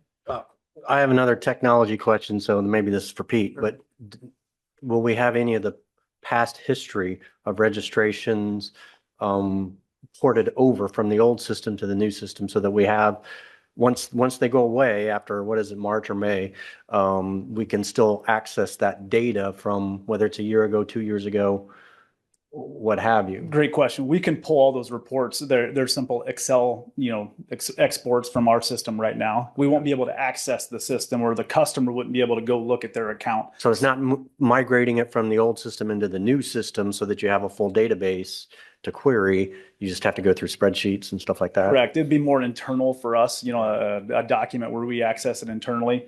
That's a good question. We did talk about with the Rec Technologies about, hey, do we migrate all of our folks over? Right now with Sportsman, you can create multiple accounts on the same email, which Rec Technologies does not allow. So there's lots of multiple accounts. And Yeah. nobody's done the forget password. They've just created a new account. Sure. Okay. Other questions for Jeff? Otherwise, we're looking for a resolution. Jeff, ease of usage on this. I mean, we talked a little bit about the staff's pretty familiar with Sportsman, but do you anticipate much of a train up on this for staff to get used to this? Yeah, there's certainly a transition on all of them. I remember when we switched in 2018, I think the Rec Track was the program we had then, and then we switched to Sportsman. It was a lot simpler. We have had 10 or 12 meetings with these folks already. We're really confident. They're excited to get us trained on it, but just seeing the guts of it, if you will, it's a pretty easy system to learn. Well, I'll make the resolution, but I just want to make one comment. I remember bringing this topic up. It was many years ago at strategic planning. I don't know, 7, 8 years ago, because my kids were in rec programs, and I just thought our systems were just too clunky compared to some of the others. And reserving a baseball field or facilities, it wasn't very good. So anyways, I'm super excited about this. I think it's going to be great. I think it's worth the additional cost, and I'll move to resolution. Is there a second? Second. A motion, a second on the resolution. Further discussion? Seeing none, will the council please vote? And will the clerk please post that? Unfortunately, my kids are too old now, so I don't use it anymore. Grandkids, Pete. Don't say that. Wait, they're way too young for that. Yeah. Whoa, whoa, Yes. whoa. And that resolution passes by a vote of 5-0. Thank you, Jeff. Next up, Indian Hills Junior High Park Master Plan. Thank you. Tonight, we have before you just authorization to allow us to release a request for proposals for a joint master plan of the school grounds north of Indian Hills Junior High. This was something that was identified by the council as part of your strategic planning process to work collaboratively with the school district to find a way to do some sort of joint city school master plan for the park space there north of the junior high. The reason for that is that that area in the neighborhood is one that's underserved from a park perspective. There's no elementary school that have a typical playground and traditional kind of park amenities. They do have access to the green belt, but really no other traditional kind of park elements near their neighborhood. And there's not a lot of other neighborhood space that could be kind of converted to that. So we kind of identified that as an opportunity to work jointly and continue that collaborative effort with the West Des Moines schools to jointly plan a park space there that could really improve the space for both the students and the neighborhood and the people that live around it. So we're excited to put this out on the street. The goal is to get consultant services, someone selected, and bring this back in front of the school board as well as the city council in August and have a kickoff sometime this fall for this planning process where we hope to engage not only school users, but the neighborhood residents and the community as a whole on what this space could look like and how we can improve it. Questions for Richard? Yes. Couple questions, Richard. One, thanks for bringing this up. Why is the city of Clive taking the lead on this when it's actually West Des Moines School Board land, West Des Moines School District land? So a couple things. Mainly, the main reason is we just have the expertise in doing a master planning process for a park space. They're more have expertise in the facility standpoint. So we just felt like it would be better for us, having done that in the past with a lot of the parks we do, Lynn Ann, Greenbelt Landing, to take the lead and help kind of facilitate that process since we knew what we were doing. And I know this is an RFP, but what kind of a price structure are you looking at as far as costs associated with? Yeah, so we've kind of targeted about $150,000 total to be split 50-50 between the school district and the city for the plan. For And that 11 fits in line acres? with what we've seen with other projects. Ted? So I'm assuming someone from the city is going to be involved with the planning process itself. Well, I don't know if that's you or Yeah, some of we your have staff. right now we have an internal team. Pete, myself, and Matt will kind of be from the Okay. city side. Okay, so the reason why I asked that, because I read through the RFP and, there's some broad language, which is fine. One of my concerns that I want to ensure that we address is the parking along that area, specifically when you have the big field there behind this or north of the school, and that's where all the football practices take place for the middle school. And you can ask any resident that lives on that street, it is a nightmare getting in and out of there every day from football practice. And because it's just a very narrow lane. Yeah. So if there's a way to carve out some parking out of some of that green space, I think those residents would be very appreciative because every day, literally Monday through Friday, it is a nightmare. Yeah, so we had some talks already about that with the school district and the city staff. They're kind of putting an RFP together, and we realized that that's something that we're going to have to coordinate on, trying to find the right way, whether in the master planning process or the development of their site improvements, because they're also at the same time working on site improvements to add that new performance center there. And so it's definitely going to be addressed. We're just trying to figure out what's the right avenue. Does it make more sense with the building improvements or make more sense with the park? And it's probably a combination somewhere in between the two of them. But yeah, as long as it's on your absolutely. radar, that's my main thing. I Yes. just didn't want it to be missed because it is a huge issue for that neighborhood. I Yep. experienced it for Ted, many I've heard years. from that as well, that Yeah. parking is certainly a consideration and it's, if you live in that neighborhood, Mhm. it's a real issue. Yeah, no, it's So- definitely something we've talked about already, and It's so it'll be definitely addressed. something I too would like to see addressed in that. That's a key driver. for But that while we're neighborhood. doing it, we may as well take care of it. Absolutely. So, and I don't want to speak too much for the school district here because some of this is completely cooked and some of it's not. One of the other items that's already been approved as part of their bond referendum was adding parking into that space. So Okay. I'm not certain if that was designed to be staff parking or if it was going to be open to others who were using the space, but I know that there is Yeah. a number of lots. That one I know for certain. The other one is as part of the bond referendum, the performance spaces for all athletics. It sounds like is moving more and more to that area that sits between Valley Southwoods and Valley's Mhm. Tiger Stadium. Mhm. It's kind of an underutilized track in that space now, and they Yeah. talked about making that where they want to focus the performance activity, and even some of the practice activity. That would be better. Now, if they can pull that off, putting a bunch of geography between Indian Hills and that neighborhood and going all the way down there for practices, getting kiddos down there, that's where I want them to get the chance to speak to their own programs. But I do think this is very much on their radar screen too. Yeah, and that certainly might be true, and I hope that's the case, but I can tell you that there's soccer games going on there all the time. All the time, yeah. And those cars are pretty consistent with the parking issues. Yep, It's well a said. mess. Anything else? We're looking here for motion. I'm move approval. Second. Motion second, approve the RFP. Further discussion. Seeing none, the council please vote, and will the clerk please post that vote? Yes. And that passes by a vote of 5-0. On to encroachment. Oh, this will be an easy one. I'm ready whenever you are. All right, well, we're back tonight. I don't think there's going to be any tornado warnings, so I think we should be able to get to this topic without any weather delays. Don't jinx us. I know, right? Maybe next week. But so we're back at this again. We took some of the kind of dialogue and comments we got from the council when we talked about this earlier this year, and wanted to kind of draft that into a policy, put together some additional questions to try to see if we're in the right track or you want to see us move in another direction. So just a little bit of the issue background again. Private property owners adjacent to the greenbelt or parks are encroaching onto city-owned property. It's something we see. It's not an issue on the west side or the east side. We see it pretty much across the community, and we see it comes in a lot of different forms. We've talked a lot about these at length, but this really does is it allows private property owners to take publicly owned land and turn it into an extension of their property for their private use. Whether or not they mean to, it's something that has happened at a lot of different locations across the city. It can come in the form of something very simple as mowing. It's something that they just do to push back their yard a little bit farther.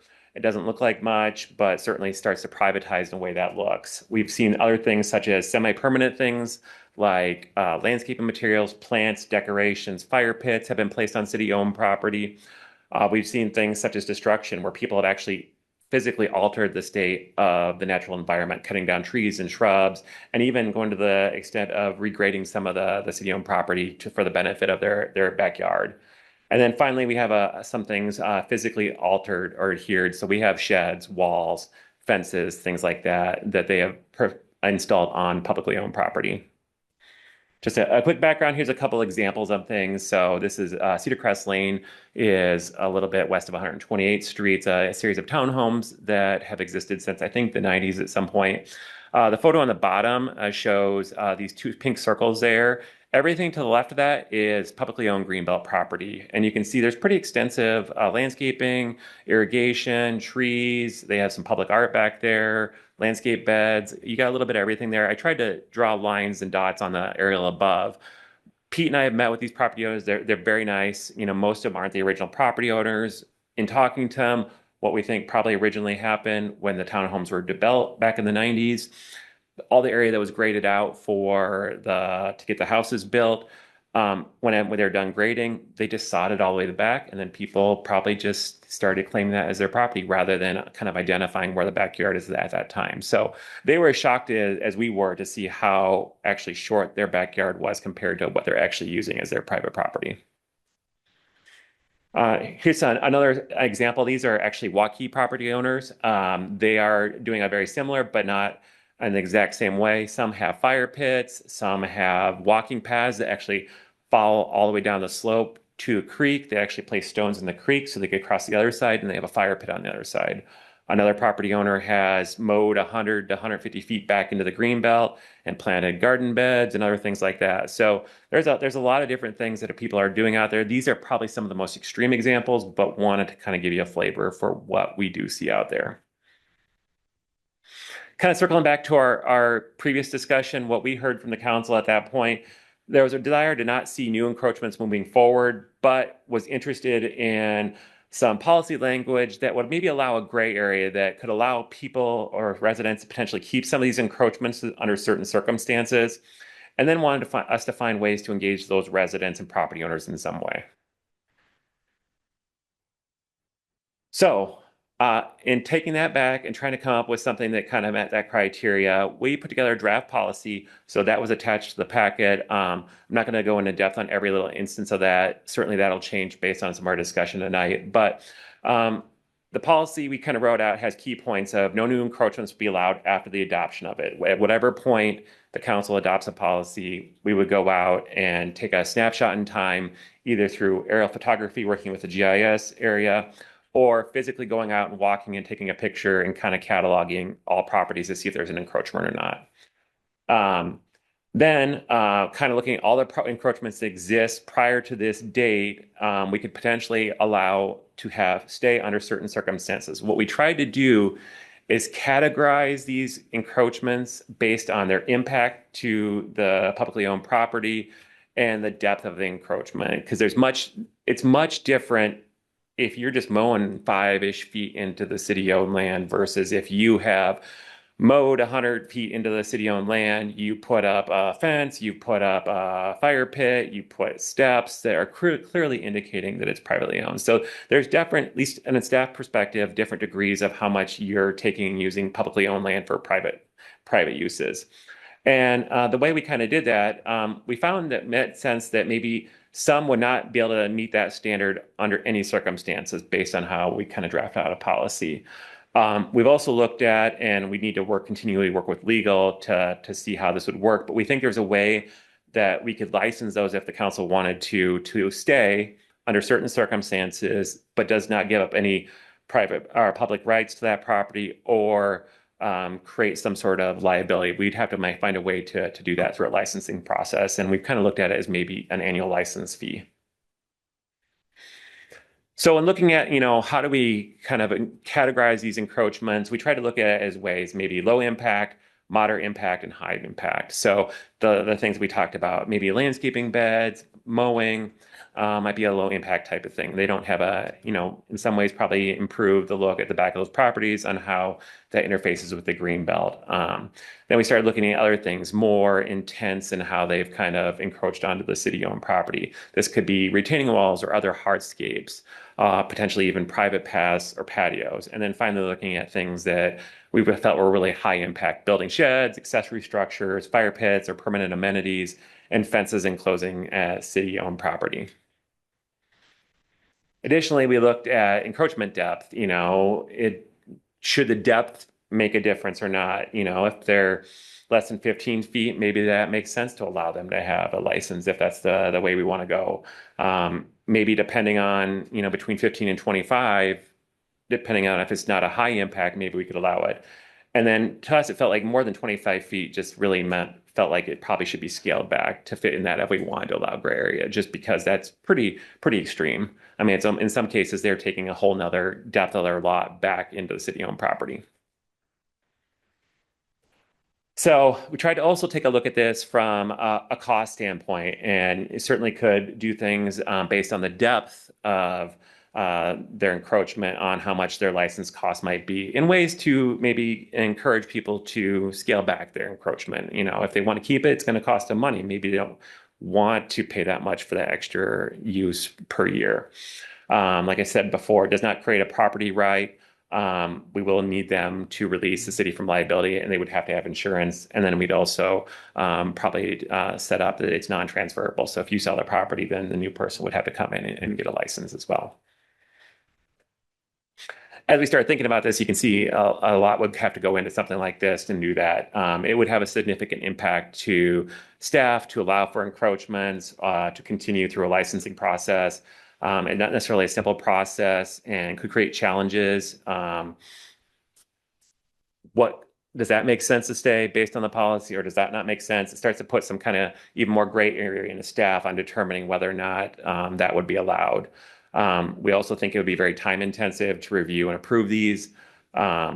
Also, enforcement of removals could be challenging as well. Legal costs, obviously, getting legal involved is going to have costs with licensing and enforcement if we run into issues there.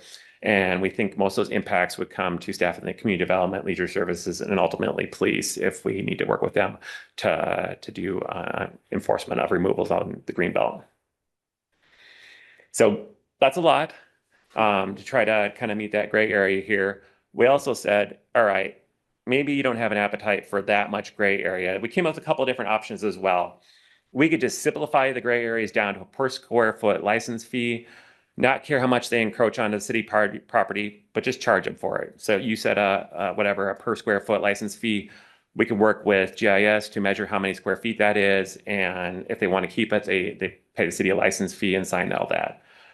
We could just require all the encroachments to be removed from city-owned property, but allow for a longer time to remove them. Give them, instead of give them a couple months, maybe we give them a year to 2 years to get the encroachment off the city property as as maybe a low impact kind of way to start to clean that up, but not allow that.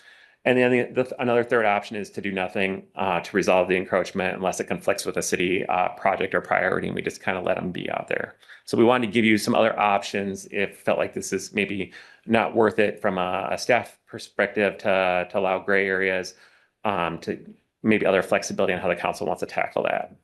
So that I put together, I think it's 2 or 3 questions I want to kind of put out there for the council to see where you're at on what I presented and maybe what questions you have for me. So the first one, creating a system that allows people to keep encroaching on city property will be time consuming for staff and likely need a lot of casework that'll be painful at times. I can tell you right now, and some of you have dealt with some of these property owners, we've asked them to remove things off there. They've resisted. Actually, we just had a property owner who we asked them not to plant trees on the city-owned property because it was going to be in the way of a mulch trail. They did the opposite. They planted a tree when we've asked them to remove it.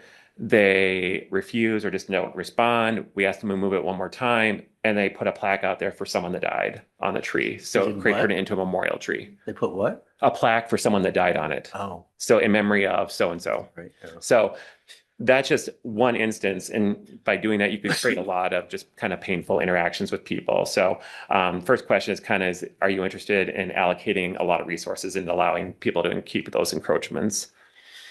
And then the second question is the long-term goal that all encroachments should be removed from city-owned property. I think that's maybe one area we weren't sure of. We got fairly clear that we thought the council said moving forward from a policy adoption standpoint, no new encroachments, but would we ultimately want to get there long-term? And then finally, staff is proposing to send letters to property owners that abut city-owned property when a policy is adopted in an effort to inform and educate about what they can and cannot do on that city-owned property behind their home. Is that enough of an approach to engaging the public on something like this, or do we need to go in more depth? So with that, we can go back to any one of them that anyone wants to start, and we can go from there. Or any comments or questions that you might have. I know it's a lot, but certainly want to start. Well, I got a whole bunch of questions, so I'm going to defer to others and let them ask questions first, and then I'll jump in because I don't want to dominate. I can start. Our compliance person. Yes. In general, I don't like exceptions. And it's not that I don't believe in them. It's the back end management and the equality. And my neighbor has this, they didn't fight it. So now I'm entitled to do this, even though I'm not. And how do you do that? So you had the question, how do we notify people in the future? So if my neighbor is granted an exception, they're paying a license, all of that. Do we put a plaque up, a sign up that says, hey, they've got a license, so this person next to you can't do it?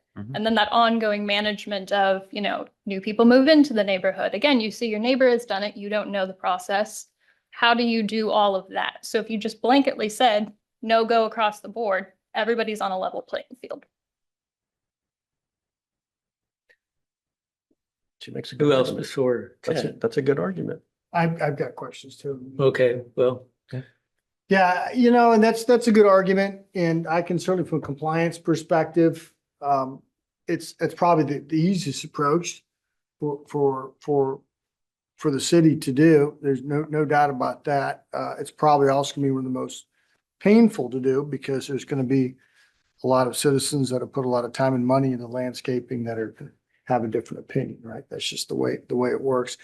I'm okay with having licenses on that. I think, I'm not sure how you came up with these numbers on that. That might create a whole other level of pain points for citizens that have already invested thousands into this. I see what you 1,000.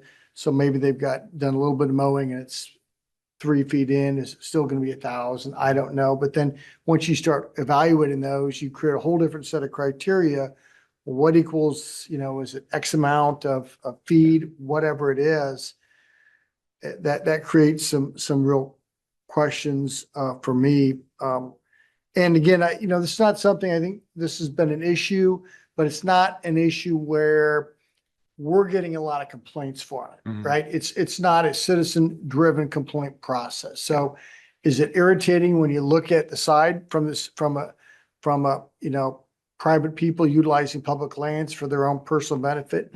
Yes. Is it driving problems for the city? No. Is it driving complaints to the city? No.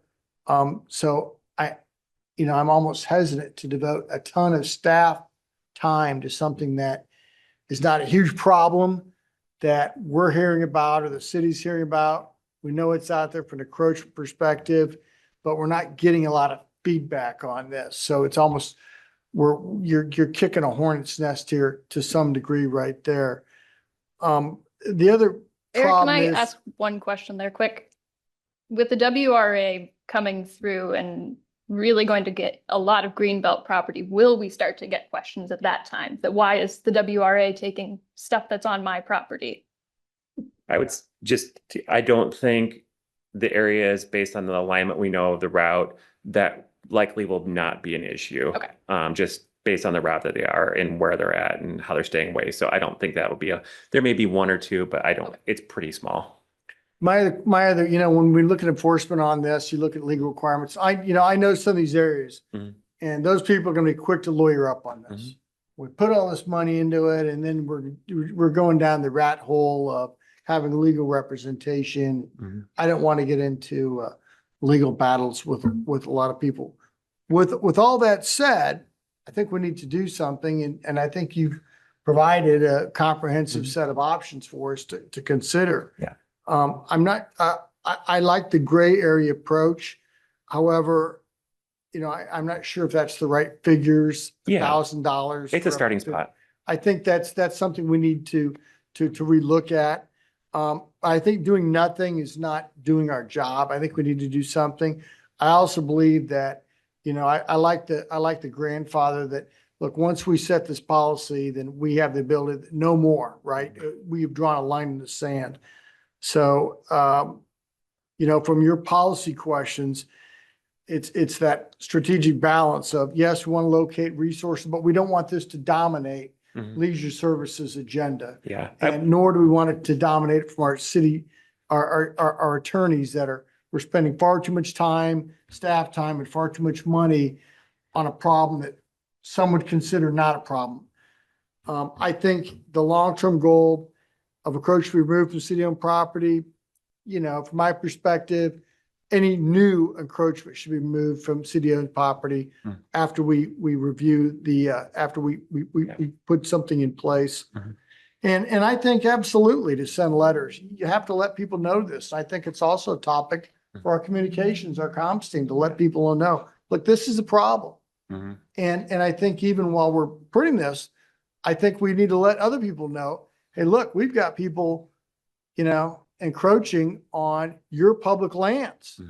And, once you kind of shine the light on some issues, all of a sudden, some of these folks that have a real problem with it, their neighbors look at them like they're the problem, right? Not the solution. So. Yeah. And I think, kind of along what you're saying, I think we feel probably pretty similar to what your kind of thought process is there. And I think if you took 10 out of 10 people, 10 encroachments there, I think you probably get 8 to 9 of them being willing to remove the encroachment if you just let them know what the issue is out there. Give them time. Yeah, if you give them time and let them know what's going on there, that's kind of our experience. We've dealt with it in Indian Hills Woods.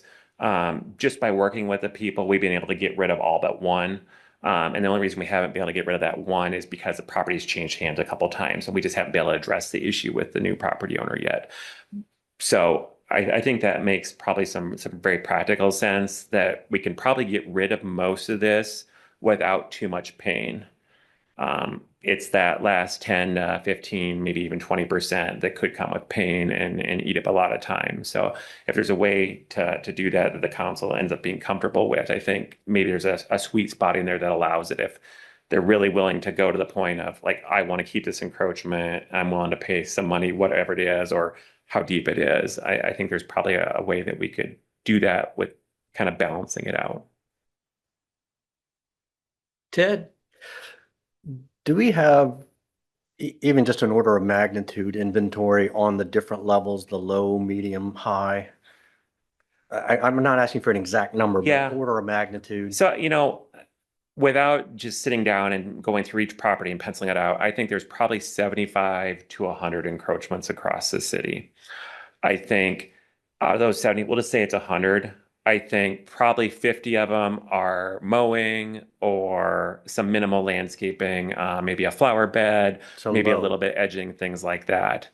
I think it's probably in the neighborhood of 10 to 20% of that where they're pretty serious encroachments where they have basically taken, another 100 to 150 feet. They put in landscape paths, a patio. They've completely fenced in part of the city-owned property for a larger backyard. So I think it's probably maybe 20 to 30 properties that probably are in that high category. And then the other 20 or 30 are probably in that medium.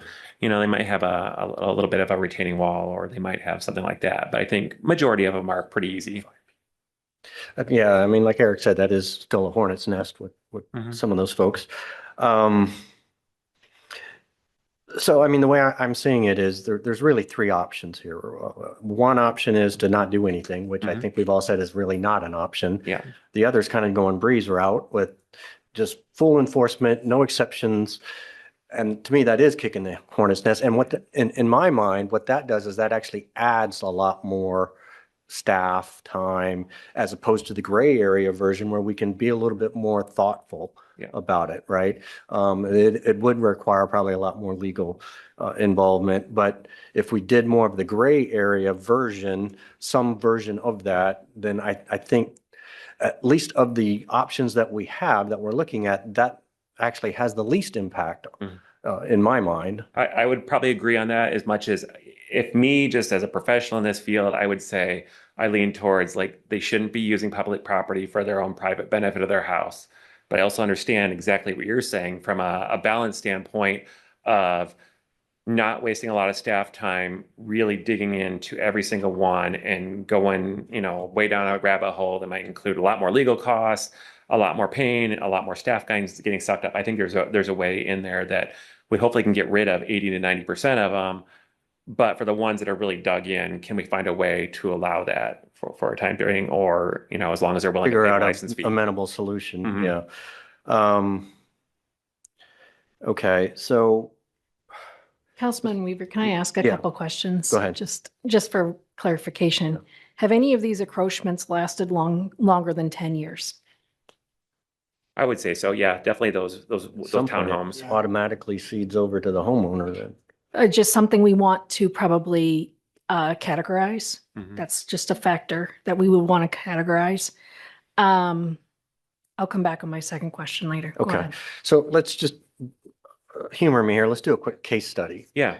So we've got a homeowner who bought their home 5 years ago, Mhm. had a privacy fence when they bought it. Yep. Let's say it's 3 feet into the city property, beyond their property line, 80-foot frontage or, the back side of their house. So a couple hundred square feet. So it's significant, but it's not past that 15-foot. Yep. But it's a privacy fence and it's something, again, that predates them. Yep. So they don't even know about it.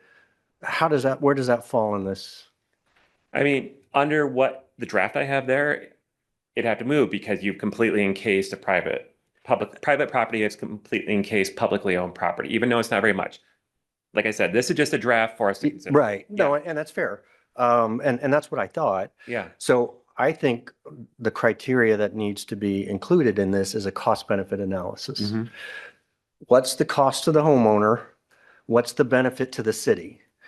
So in that case study, if there really is no benefit to the city, it's just we're losing a couple hundred square feet.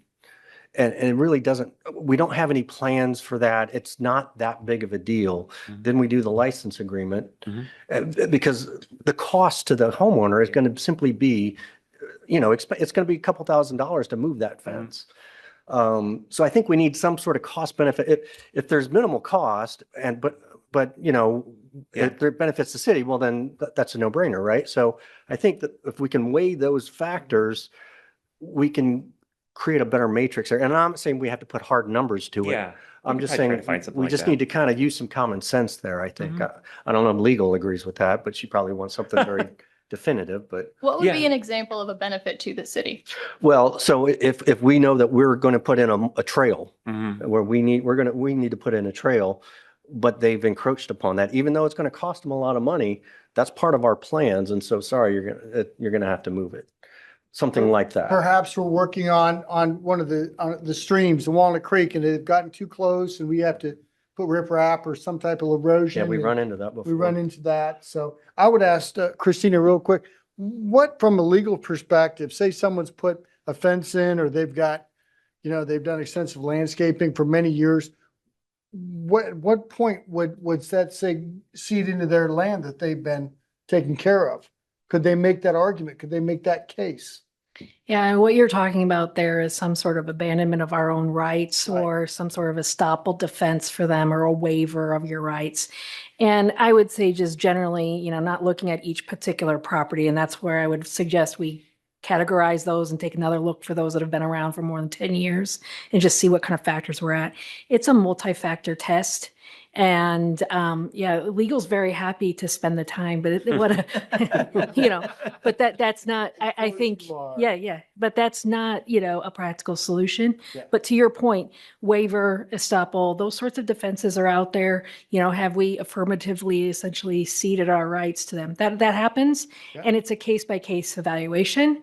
So it really kind of follows into Ted's recommendation of a cost benefit for each one. You were actually going down my second question. That was in terms of the need of the city, are there drainage problems? Is it just access, right, that we're dealing with? Is it just land? Obviously, these areas were granted as city property in the first place for a reason, because it's a certain percentage of parkland that we wanted. Well, back to your point, Ted, does this satisfy the parkland requirement of why we had that, easement in the first place? So I think one concern I really have is about the drainage. Is it just access? Is it just beautification type of need? Or is there really something more substantive to the development requirement of what was going on Yeah, there? absolutely. I agree with that. And I 100%. think there are probably some properties where they were acquired. I know Doug and Community Development worked a lot, tried a lot of grants for acquisition, a lot of those property to come with certain requirements. And so there may be some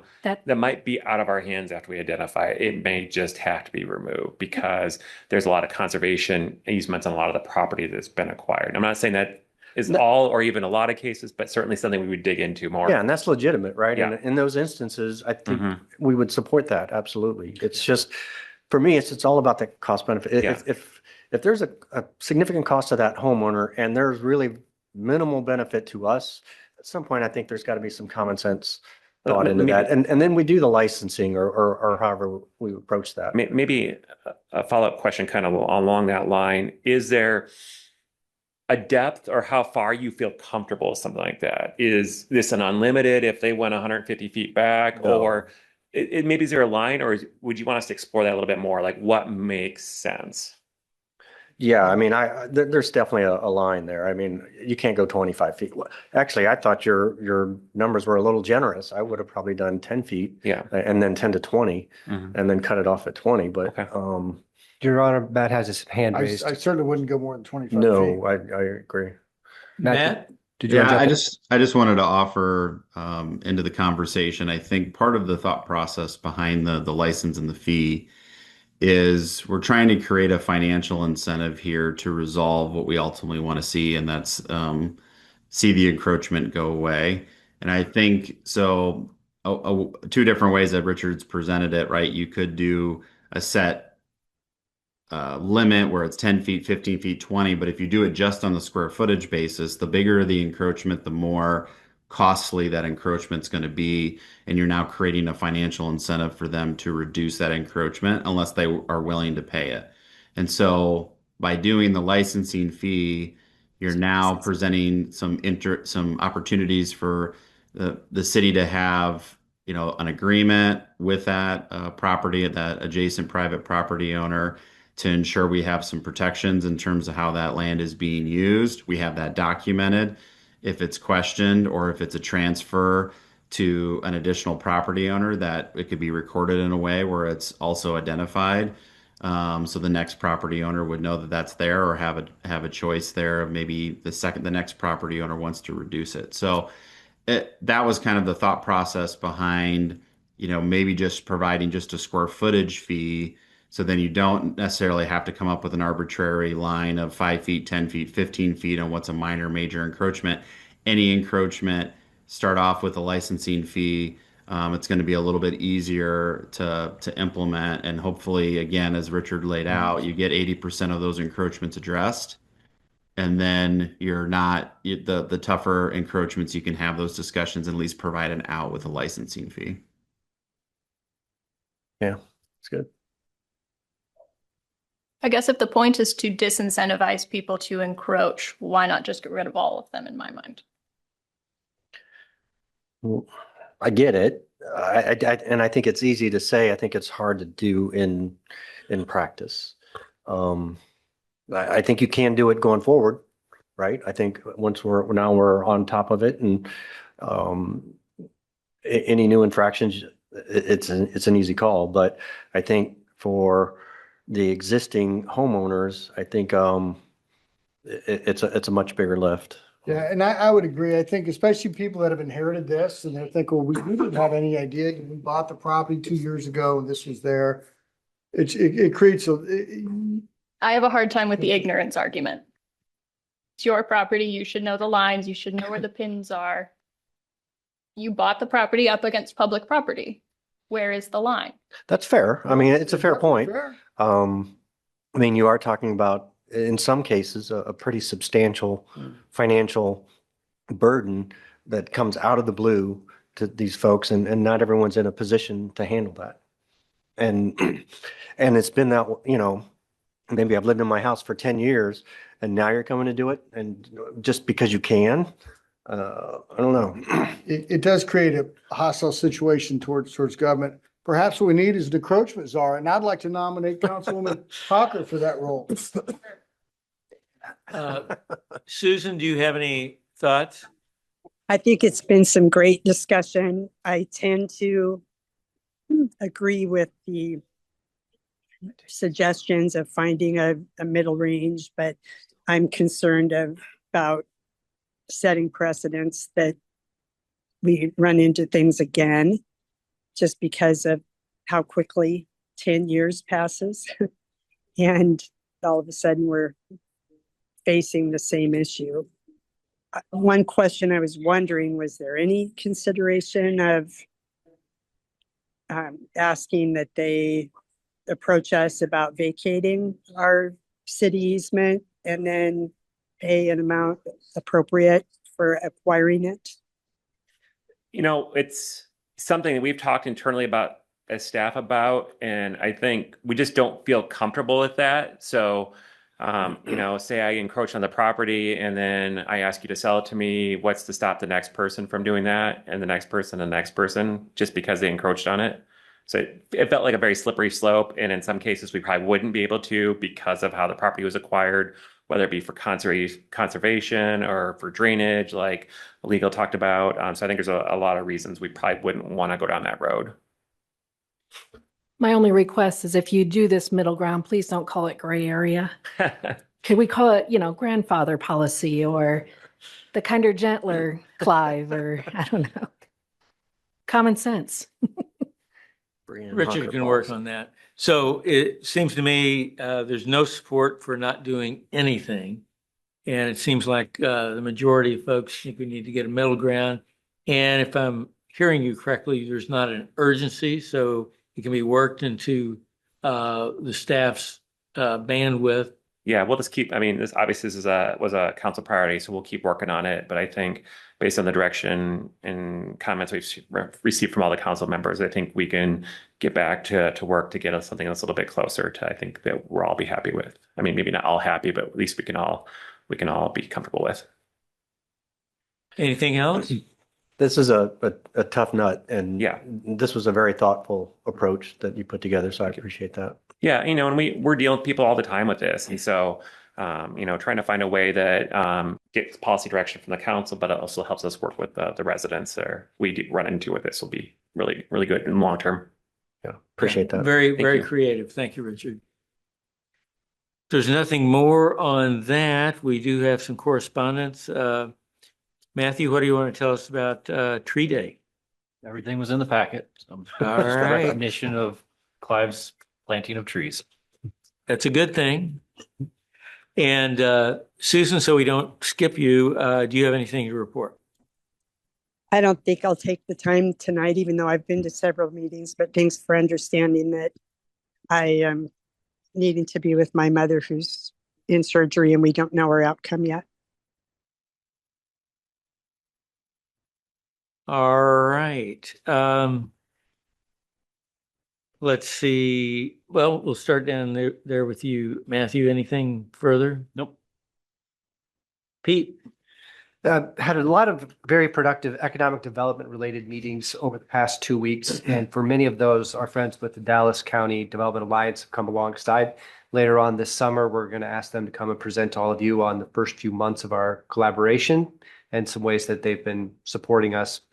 They're another group that was very positive to work with during the property tax discussions at the legislature. They were doing a nice job giving examples of how their member agencies have used tools like TIF in the past to get good economic outcomes. So looking forward to more work there. One very positive meeting we had that I want to publicly call out is with the leadership of Marzetti. So Marzetti is they make pasta, but we learned in our meeting with them that the biggest part of their work is sauces. And it's just so happened that Mayor Andeweg from Urbandale in his day job helped out there to set up a meeting with their CEO of Marzetti while he was in town. So learning a lot about sort of what their aspirations are moving forward for their positions here in Central Iowa. So we look forward to learning more and deepening that relationship with the Marzetti team. The Central Iowa Waterworks pilot program on smart lawn watering has taken some positive steps in the last 2 weeks. Later, still this week and definitely the start of next, we'll be working with irrigation companies to see if we can get some of these existing customers signed up to allow us to help manage their irrigation systems this summer so that they are irrigating smarter, saving money, and still getting good, healthy lawn results. So look forward to that ramping up. We're getting survey responses right now for folks who have been invited, those households. They were mailed pieces of mail earlier in May, and folks are now starting to fill out the surveys. It will open up to the general Clive population in June, so we will promote that aggressively so we get lots and lots of responses. And then 2 points on water. Last week, Central Iowa Waterworks held a press conference, this past Monday, they held a press conference to talk about the potential for being in a voluntary or mandatory lawn watering ban position. I've been watching the nitrates every single day, and to their very much deserved credit, CIWW is doing a much better job. Not that they were doing a bad job before, but they just didn't have the time to build the assets. They're doing a great job now putting together things that are easy for folks to read and look at and understand where are we at with our production capacity and meeting all safe drinking water standards. We meet all safe drinking water standards right now. The nitrates continue to be persistently high. We'll see how we do with the rain coming over the weekend, if that gives us a flush and if the spike comes after that. Finally, piece of good news about Walnut Creek.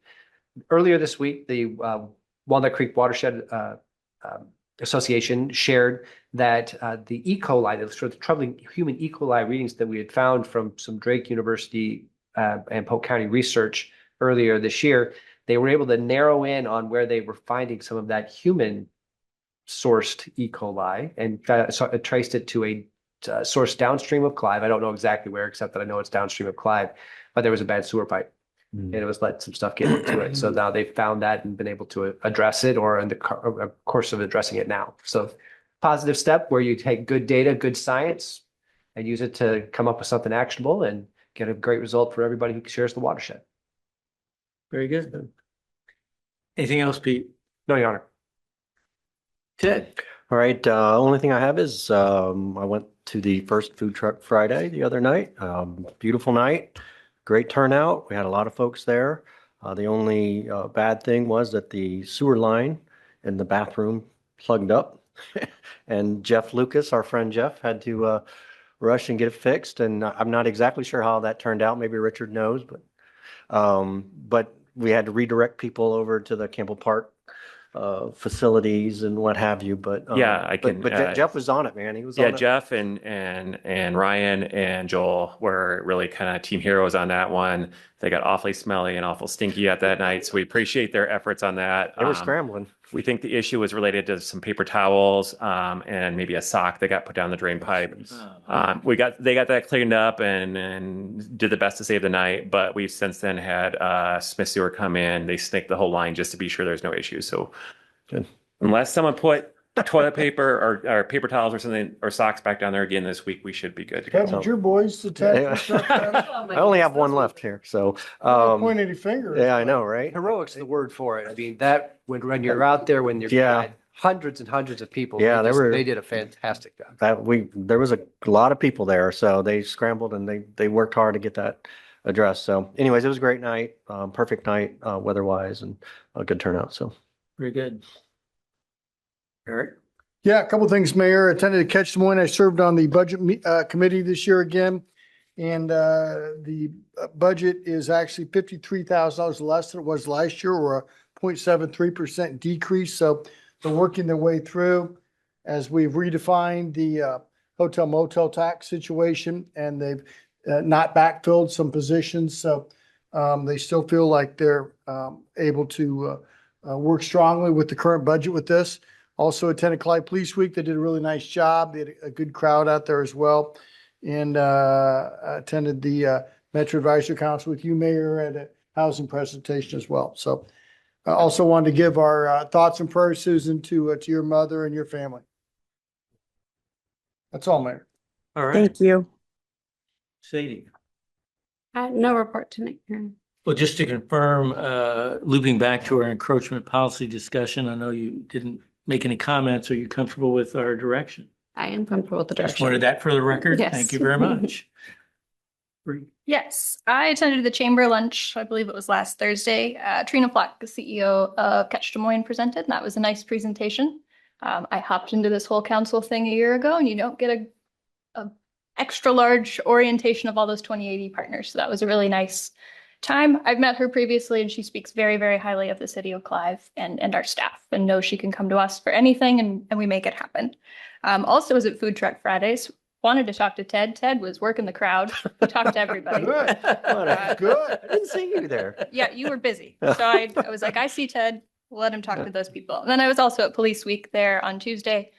Windsor Heights people were actually really complimentary of the experience. A lot of them had not been back behind the Horizon Event Center and said it was a really great setup. They were worried about parking, and they said that was not an issue.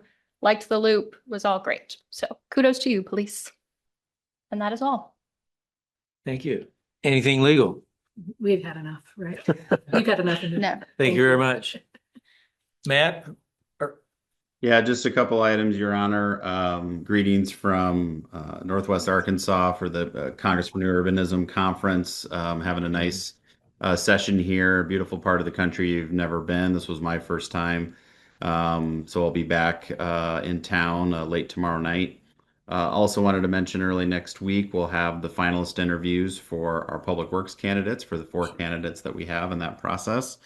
Also wanted to mention too, and we'll follow up with some additional information on this. Council probably remembers we previously had scheduled for Congressman Nunn to come do kind of a press conference announcement for our Alice's Road project and a congressional appropriation along associated with that. That's going to get delayed now till June because of some change in the House voting schedule. So we'll have to reschedule that. So I know some of you had it on your calendars, but we'll follow up with a reschedule in June once we get that figured out with Congressman Nunn's office and the city of Waukee. That's all I have, Your Honor, unless there's any questions. Any questions for Matt? Just would add that we're still working with Secretary Naig as well for a press conference visit over to Greenbelt Landing, and we're looking for a time when greened up over there a little bit more than what you see today. Just a couple of things. You should have a list of what's happening with DART. And I just wanted to make sure everyone knows that the new system rolls out. The new routes begin on June 14th. And from June 14th to the end of the month, you can ride DART for free. So it's a great opportunity. But again, just to emphasize the improvements that they've made on Route 3L, it's going to run every 30 minutes between 100th and 128th.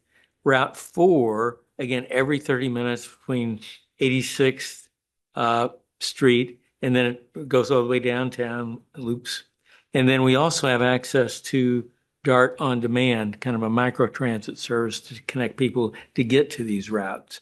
So again, more details are on the handout that you have in front of you, but I just wanted to highlight June 14th is the key date. We'll see those improvements that we've been asking for. And again, you can ride free from June 14th to June 30th. So again, wanted to bring that to you. And then at the MAC meeting, we had a presentation from Polk County Housing Trust Fund and talking about affordable housing, and their website, which you see in front of you that Pete has brought up. The dashboard is really phenomenal. If you scroll down to the bottom, you can see the dashboard itself, and you can drill down and see what affordable housing is in the city of Clive. You can just check the box there on the left and show it, and then you can all of the different areas. You can see where cost burden households are. Anyway, you can play around it with a lot. I thought it might be helpful, and I'm sorry Doug's not here, but at some point to have someone out from Polk County Housing Trust Fund and talk about everything that they're doing. Maybe give a quick overview of this tool as far as particularly affordable housing. So anyway, pchtf.org/dashboard, and you can get into all these. Pete, I don't know how much you've had a chance to look at this. Yeah, the presentation that you're describing, they're ready to do it. I've had a chance to actually go through it, and I imagine that Councilmember Gasparado can speak to it as well from your day job work as well. Probably pretty familiar with these stats. So it was a useful presentation. So unless someone objects, we'll try to have someone out here at a future meeting. All right, that's all I've got. Is there anything else for the good of the order? Seeing none, we'll adjourn at 8:31.